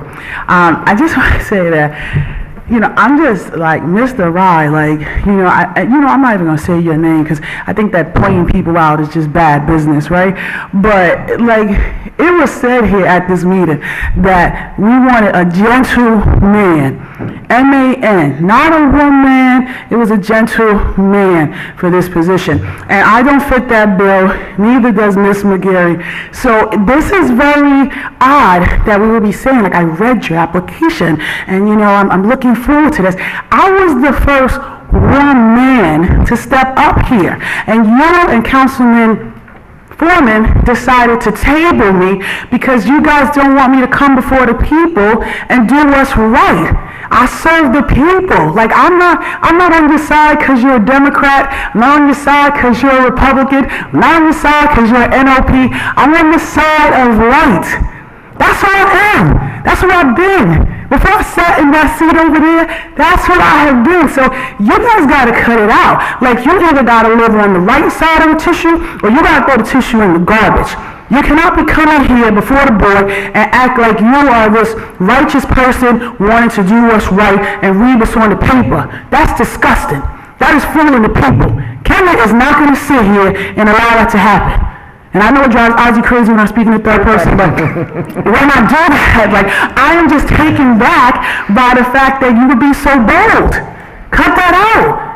Like, I should not be a threat or bother to you. I'm on a comprehensive plan. I hope that I get an email to include me, because obviously there was a meeting that happened that didn't even include any of us on the comprehensive board. So we are all concerned that there are things happening that we can't see.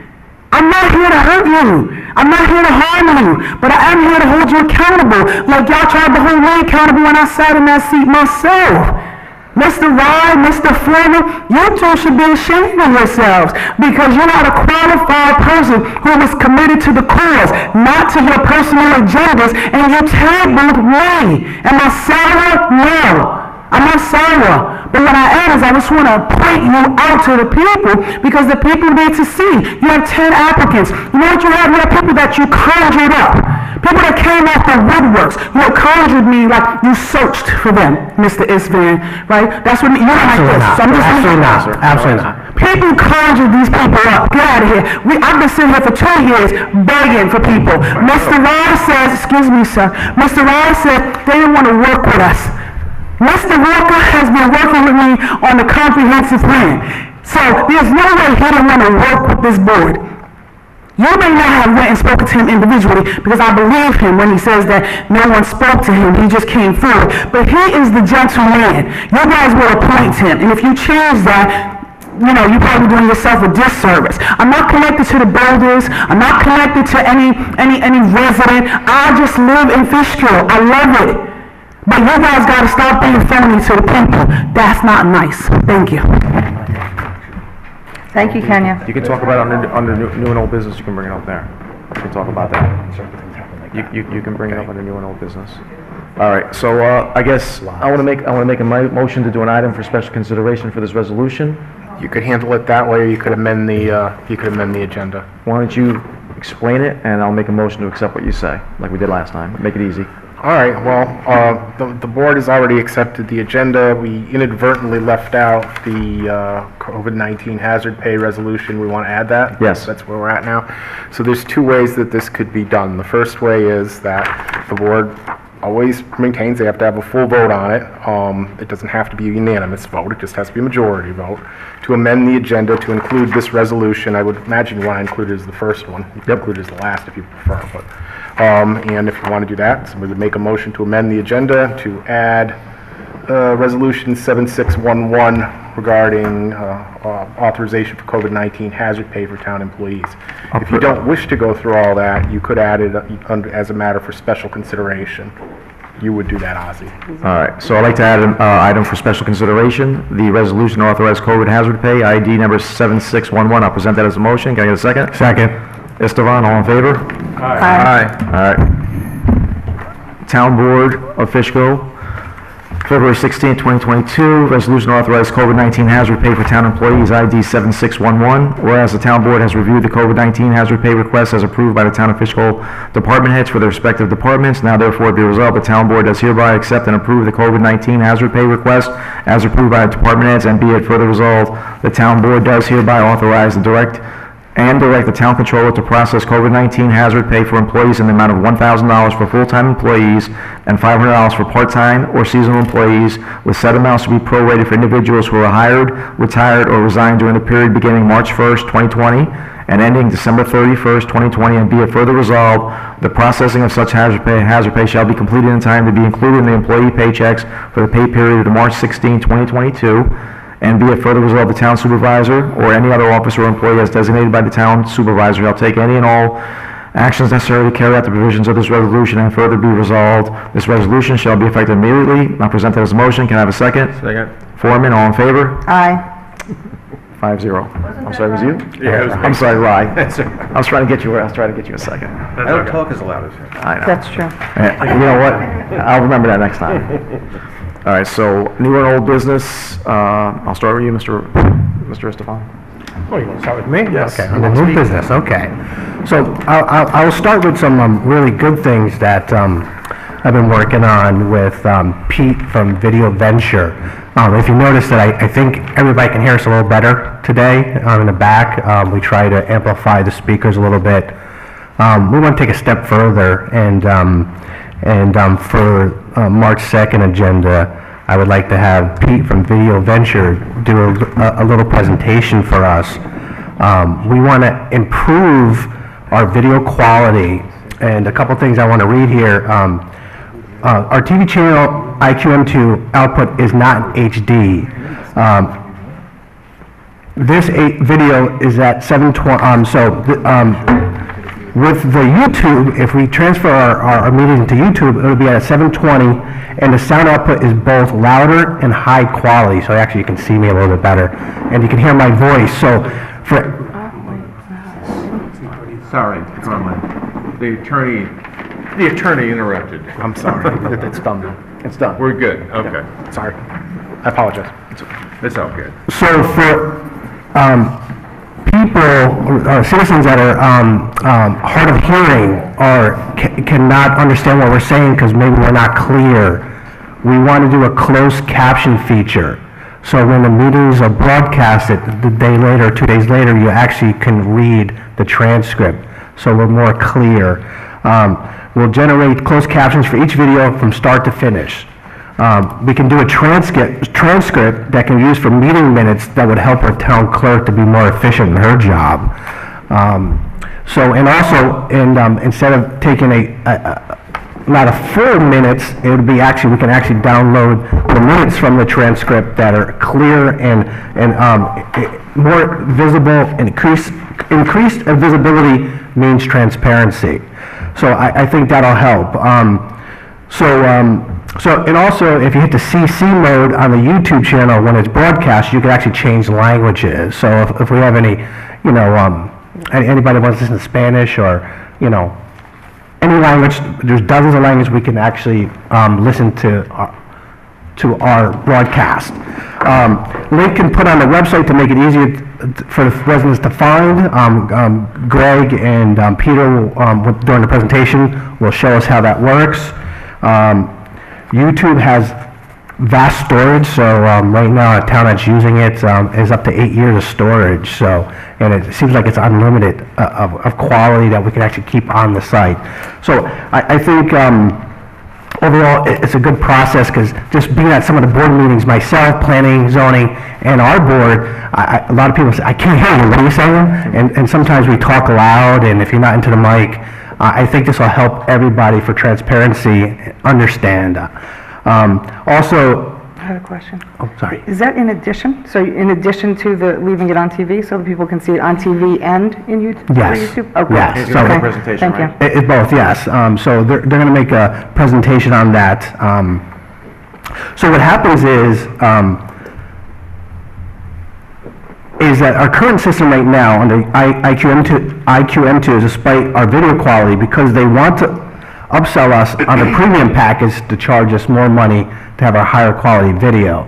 So we're going to think smarter and use another method of getting the residents a chance to look at our videos. So that's something I know I went on, but I think this is important. I'm pretty proud of this. And Pete from Video Venture is going to help us do this. So if we can maybe put this on the agenda for March 2nd. So March 2nd for a presentation, right? Yeah, presentation, yes. Very good. Look, the town's commitment for open government continues to grow by the minute. This is good. And just the last one thing is, I just want everybody, and everybody that's watching us on TV, is that all these applications that came in for zoning and planning, of two of the people that actually put an application in, I've met maybe 2 or 3 times. I don't know them.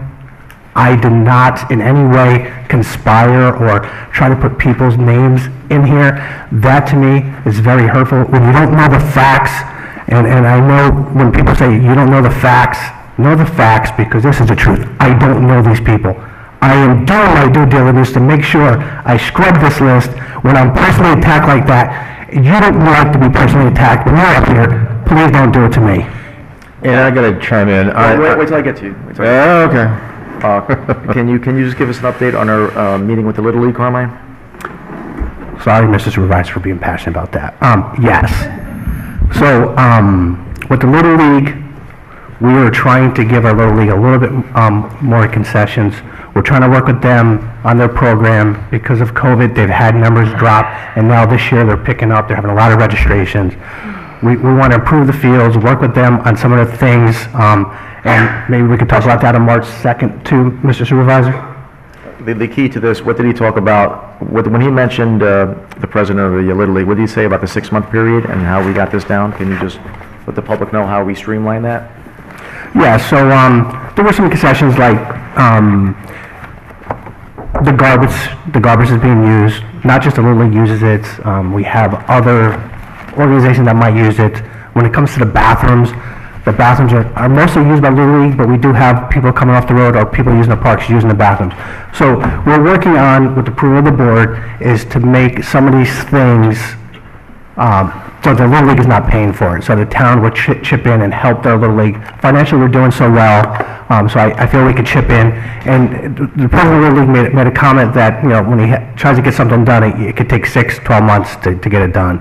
Supervisor and I sat down with him, listened to him. We went back and forth on some things. We didn't agree on everything, but we streamlined it, and we want to present it to the board on the March 2nd of some of the ideas that we're thinking. Well done, well said. It'd be a pleasure to work with you on the Little League. John? Nothing. Carmine, that was really good on the updating the video platform and everything. Hello? He's there. Complimenting you. I'm paying you a compliment. And we got to update that webpage too. We have got to update this webpage. It's so antiquated, and there's got to be, along with that, we need to just make that easier. And okay, well, it's boring looking too. it's like it was the first webpage that ever was ever developed. It does. So I don't really know these people that came through. I'm glad we did table an application, and I'm glad that these people stepped up. And that's all I'll say about that. Thank you. I have nothing to add. Did I go to you yet? No, you didn't go to me. You saved me for last. I better not miss you. Go on. Oh, no, you saved me for last. Okay. So just to reiterate some facts, we asked for people to come onto our zoning board previously.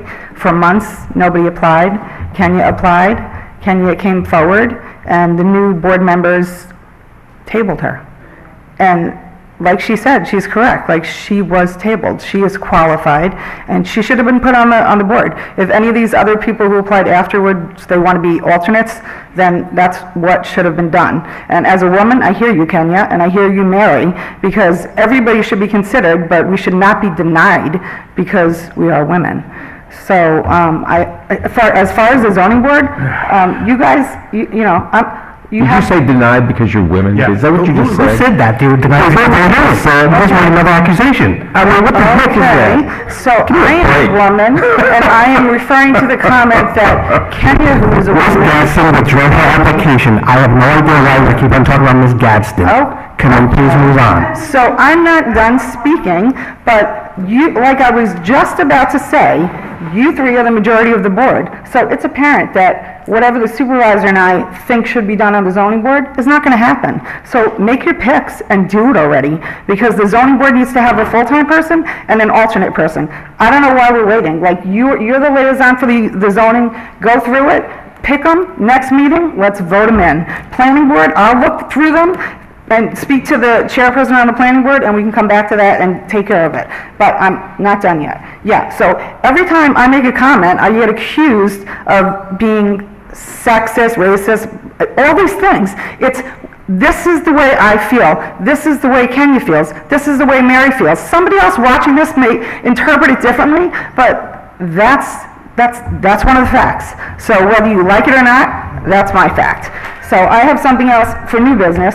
Like I said, I watched the planning board meeting last time. I've been watching the planning board meetings like I always do, and I didn't know that Ms. Barker was going to come here and speak tonight, but I'm glad that she did, because the problem that you have should not happen. So my suggestion to the board is that we create a new law to notify residents of projects. Let's see, I'd like to suggest that we create, to add to our town code, a law that will give notice when the zoning code enforcement officer, Mr. Petrus, makes a determination or interpretation. The complaint from the citizens were that they were never notified and did not know that they only had 60 days to appeal a determination.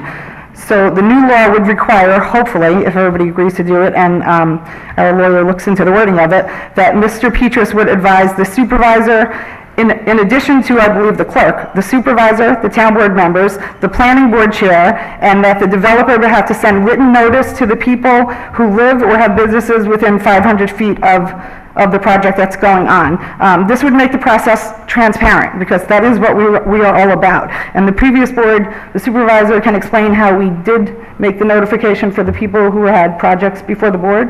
Yeah, there was prior to me and Louise getting here, only the planning and zoning board had notice to the residents, not the town board. And I dealt with a gentleman and his wife on Old Castle Point Road, where a person was putting up a flag lot, and he was told that he would be notified when this change from the town board would happen. And he wasn't notified. The house was built, and he was upset. And it took me a couple of months to figure it out. And this is why it's just, if you don't know about these things, it's difficult to figure it out. So what we did in our town code was we added the provision where if any notification, like the zoning board and planning board, now the town board has to do the same thing. So if we take an action, the town board has to notify you within those 500 feet. So we did that last year with a host of other things to open government, like as you see, we bring the privilege of the floor right to the beginning of the meeting, so you can come. So you can come from New York or wherever you're from, take your 10 minutes of fame and walk out. So much open government. So what Louise is proposing is this 60-day letter gets submitted to the town clerk, and I believe the planning board chairman, Mr. Grava. I'd just like to add that to the town board members receiving that 60-day notification also when it happens. And I don't know if the planning board chair actually got it, so he should be included too. okay, so let's make it clear to where whenever the building inspector makes the 60-day determination, his request or whatever you call it, he gives it to the clerk, the planning board chair, the zoning chair, and the town board. And then that the developer has to make and the developer notification has to notify people within that 500-foot area of the 60-day notice. This way, they don't have to wait a year later to figure this out. They can do what they got to do. Does that sound reasonable, guys? I agree. Carmine, you're good. Louise, you're good. I'm good. John? And to Ms. Burkett and to Russ and Annette, I apologize that we didn't realize this sooner, because I know that you guys went through that years ago, and if we knew it then, we would have fixed it so that you wouldn't have to go through that. But there's some things we don't realize until, unfortunately, it's past, what happens. So at least in the future, and we can correct it. I've combed through the town code, and I asked Carmine, I ask you guys, look through the town code to see if I missed something. I go through it quite a bit, and I just can't get everything at one time. And this is a separate thing that's not in the town code. He just notifies them. So, like last year, this one popped up. We took care of it. This year, hopefully we take care of this one. I don't even know. I want everybody, citizens watching, read the town code. It's on our website. If you see something that we need to upgrade, bring it to my attention and we'll do it. because we didn't know about the 60-day rule, and we're going to correct it soon. I have one more also Sure. for new business. Is it possible to see if our law that gives us the authority to knock down hazardous houses like we had the public hearing for tonight, can we look into that and see if that can be done for nuisance property as well?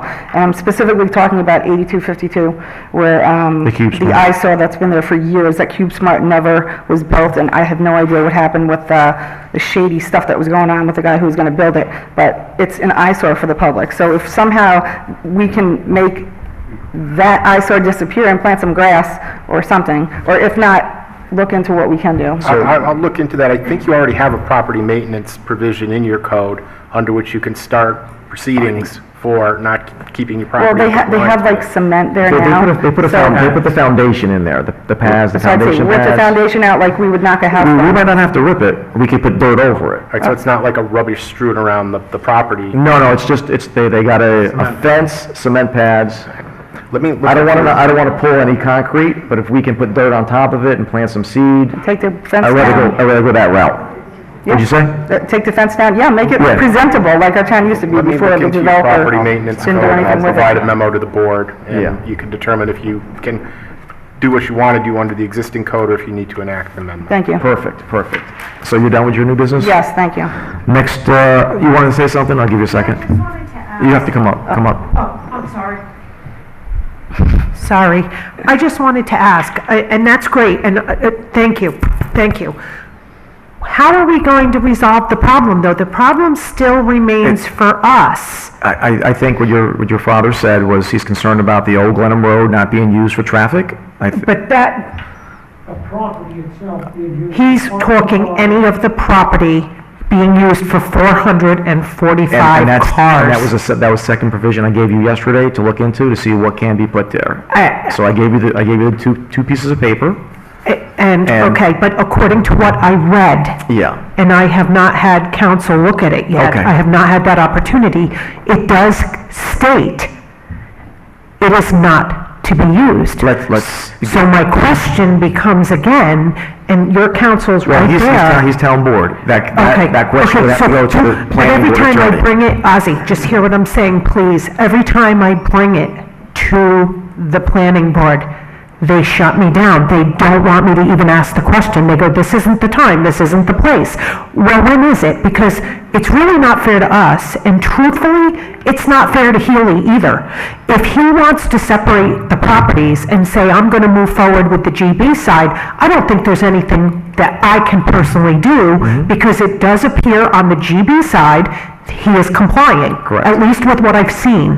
The problem is the R20 side. I know. Now, there are a lot of areas in the zoning that I could say, well, okay, maybe Joel is letting him use this, but if he is, he's only allowed to use 50 feet. Or maybe he's letting them use this clause where it says 25% of the property. When you get the letter from your attorney explaining if they can do, or how many units they can put in there, how many cars they can put in there. Well, that's the other interesting fact, Ozzy. In the notice that Joel gave, there is a little section where it says, go to this other section. And I went there, and that section says, for every 300 square feet, he's allowed to park one car. His plans are, I believe, almost 58,000 square feet on the one building, and that's 2 levels. And then the second building, I believe, is somewhere around 5,800. So if you add those together, that's about 60,000 square feet. He would only be allowed to park, I believe, 187 cars. Yes. I'm not a lawyer, so I can't tell you. But I'm telling you, that's what the code reads. If your lawyer gets in there and says, this is what it says, I'll make sure it gets to the right place for review. I will do that, but shouldn't the town I don't know. also be doing it, the town planning board? I'm trying to use the... It's very difficult because we're not supposed to They're interfere with the their own planning board does. Okay. They're separate and to convolute. How do I make them answer me? What do I do? Do I have to send a certified letter or something to get an answer? No, they don't have to answer you, but if you send a certified letter How on do its they not have to side, answer a taxpayer? Can you explain that to me, please? Because I'm sure I'm not the only one. I'm trying, Does everybody understand they're saying they don't have to answer? no one's disagreeing with you. No one's disagreeing with What you. we're trying to say is we wouldn't want the planning board coming here and interfering. And I'm not saying that. I'm asking you, if I ask this board a question, and I don't care if it's the town board, the zoning board, or the planning board, if I ask you a question, why are you not answering it? Because there's no real right to have to answer a question in government. But we have changed it so that in the Yeah, beginning of the you- project, they can. Yeah, and prior to me and Louise and the new board coming here, you didn't even have a right to speak before a meeting. Now you have that right to even speak. You wouldn't have a right to speak until the public hearing. You can ask Russ and Nanette. 5 years later, they were stifled for 5 years. So And that to me is completely absurd. I agree with you, so that's why. Okay, so now we have this new regime, and I just don't understand why I'm not getting an answer. Like, I actually turned, and Carmine, you were there. I turned and looked right at the attorney, and everybody practically jumped on me. Oh my God, you can't do that. It's absurd. It's completely absurd. And we are, the legislative portion, we're gonna take care of that. And if you, whatever you get from your attorney, whatever he states, I'll make sure it goes to the proper people to review. Okay, Like I 'cause said, I can't go to the town planning board guy and tell him to do this. I understand. It'd be very improper. I'm looking you right in the face. I'm not going to let this go. I understand. I am not. I got you. And I will hold whoever be responsible, then that person's responsible. It's the planning board. And if that person, no, at this point, it's not the planning board, because I've asked them and they told me they can't stop it. They can't change a determination. I believe I'm having the same problem she's having. One hand passes the buck. We have too many birds, and one bird is saying, oh, we can't do that. Oh, we can't do that. We can't do that. And I have to tell you, nobody, at least on the planning board, some of them weren't even paying attention.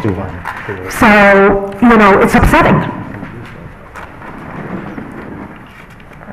You want to opine, Mr. Gaba? No. Okay. What was that? Nothing. Nothing. No what? No, he didn't have an opinion. I was gonna ask if he had anything to say. Okay, well, he probably can't, and I So understand. please, whatever you get from your attorney. To me, this is outrageous. It's outrageous. And at some point, somebody somewhere is going to get really upset. And, I'm not trying to stop Healy from having a business. I'm not. What I don't like and don't appreciate is him taking and putting his business in a residential area where he's going to be violating codes and ordinances, and not just one, many. I will be at the next planning board meeting, and I hope to God that some of you guys come there and listen and see, because it's really not funny and it's not right. No, I It's certainly not. don't like the way that the attorneys treated you guys. I agree with Louise on that. It's And horrible. that's not tolerable. And it's not, because we pay taxes. Give me a It's just- break. It's just common courtesy. And so, anyway, thank you for listening. very much, Thank you Mr. for coming. If you could make it quick. I'll talk, you listen, because I can't hear. I know. You'll be able to read soon when we get the YouTube running. There are a couple of people on the planning board. All of them approved this thing, but there's a couple of them that said, not openly, how the hell did he get away with changing that? Those two pieces of property. How did they do it? We don't understand it. Now, with that attitude, okay, I don't understand it either. It's like one man made a decision, and he's like God. Well, he's God. He can tell the Pope what to do. Who the hell is going to tell him what to do? Who's going to tell to correct? It's a wrongdoing. It's a wrongdoing. I was brought up that when something goes wrong, you fix it. What are you guys going to do? I gave your daughter the information, and she's going to work on it. And once she gets it to me, I promise to get it to the people that are going to review it. If I'm not mistaken, and the lawyer who was really running the planning board. Okay. Healy's. Healy's They lawyer. made a determination, they were gonna put it off until the March meeting. Yes. That's right. Correct me if I'm wrong. I'm listening. As I understood it and heard it, they were gonna put it off until the March meeting. The lawyer got up and pushed Jonathan. He pushed him into saying, well, it's okay, you can proceed, and we'll make a determination at the March meeting. Did he say that? That is. Okay, then I heard it right. You heard it correctly. And I'll tell you, somebody's gotta have the chutzpah to get up here and say, there was a wrongdoing and it should be corrected. Well, we gotta make sure I have to what tell the you, paperwork. if this was done right at the beginning, you wouldn't have to listen to my crap. You wouldn't have to listen to my daughter's smart stuff. And probably some of these other people that spoke tonight too. I can't believe that one man can make a decision that's gonna affect. And we are gonna take action from that. And what's gonna happen? We're gonna change the town code and make sure there's notice going forward. We did not know about the 60-day rule thing, so it's a tough situation. Going forward, it's not gonna happen again, so we are gonna take action. And when you get your attorney to explain it. One other thing. Sure. Then I promise I Okay. won't bore the rest of the night. There is a way you can help us. Microphone. Oh, sorry. Switch. There is a way you can help. Do not grandfather in for a certificate of appropriateness. They never filed for one. And I know that there is not a grandfather clause there. And please. Well, who files that? What? Who files that? The applicant would be filing for a certificate of appropriateness because it's near a historical, I guess there's a certificate that has to be filed. Becky, am I correct?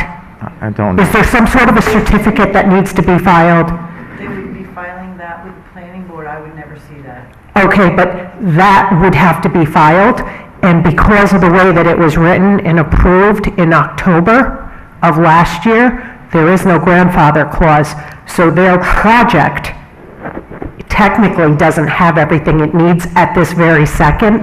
So as long as people don't go and grandfather something, if it's more than when they filed, I guess would have been June, I guess, when they got the approval, then we can help us.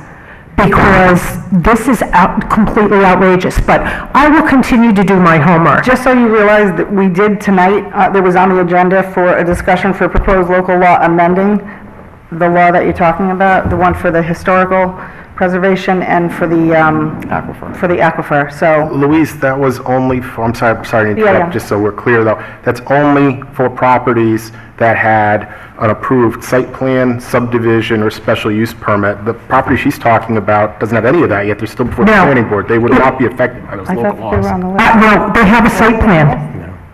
They have a site plan.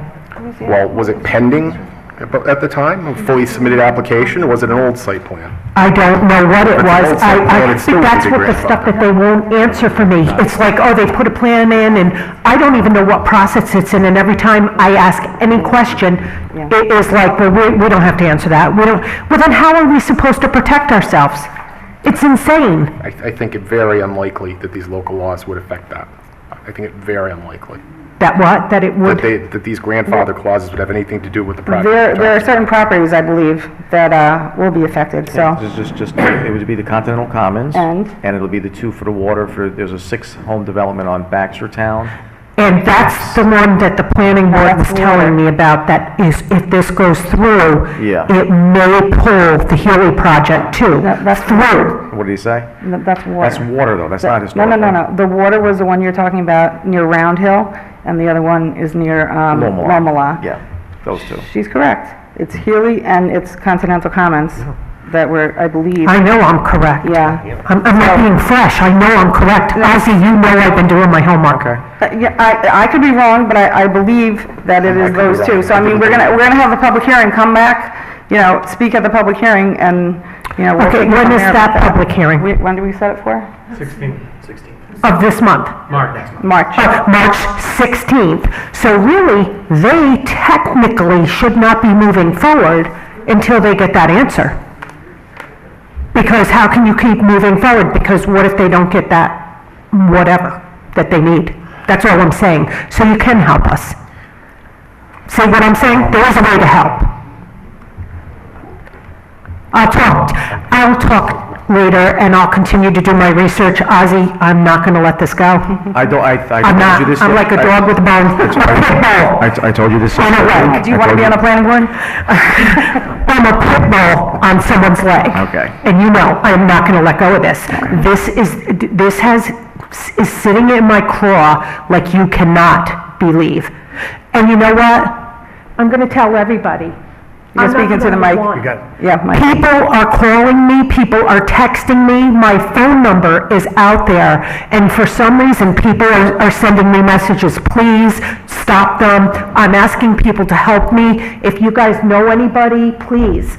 We need to, this can't happen, because once it happens behind my house, it's going to happen behind her house, it's going to happen behind your house, and then it's going to be your house. And then all of a sudden, that's when these people are going to start getting upset and say, oh my God, what's happening? Because we need to band together, so please, just think about what I'm saying, and I will be at that meeting. Thank you. Okay, thank you. Thank you. All right. May I ask a quick question? Okay. I'm sorry, I know you want to get out of here. I'm not super familiar with this particular project, but I just want to ask you two questions. Is the property still zoned Resident, okay. Town code is no more than 2 unregistered vehicles on the property, so if they're brand new vehicles, they're not registered, you've got a way to battle this. Thank you. You're welcome. I need you to call me. See me after the meeting, please. Okay. Also, depends on Joel doing his job. What's the next board meeting? March 2nd. All right, next town board meeting on March 2nd. Thank you all for coming, and no executive session. Make a motion to adjourn. Can I have a second? Second. Danny, Brian, okay. Thank you guys for coming. Mary? Yes.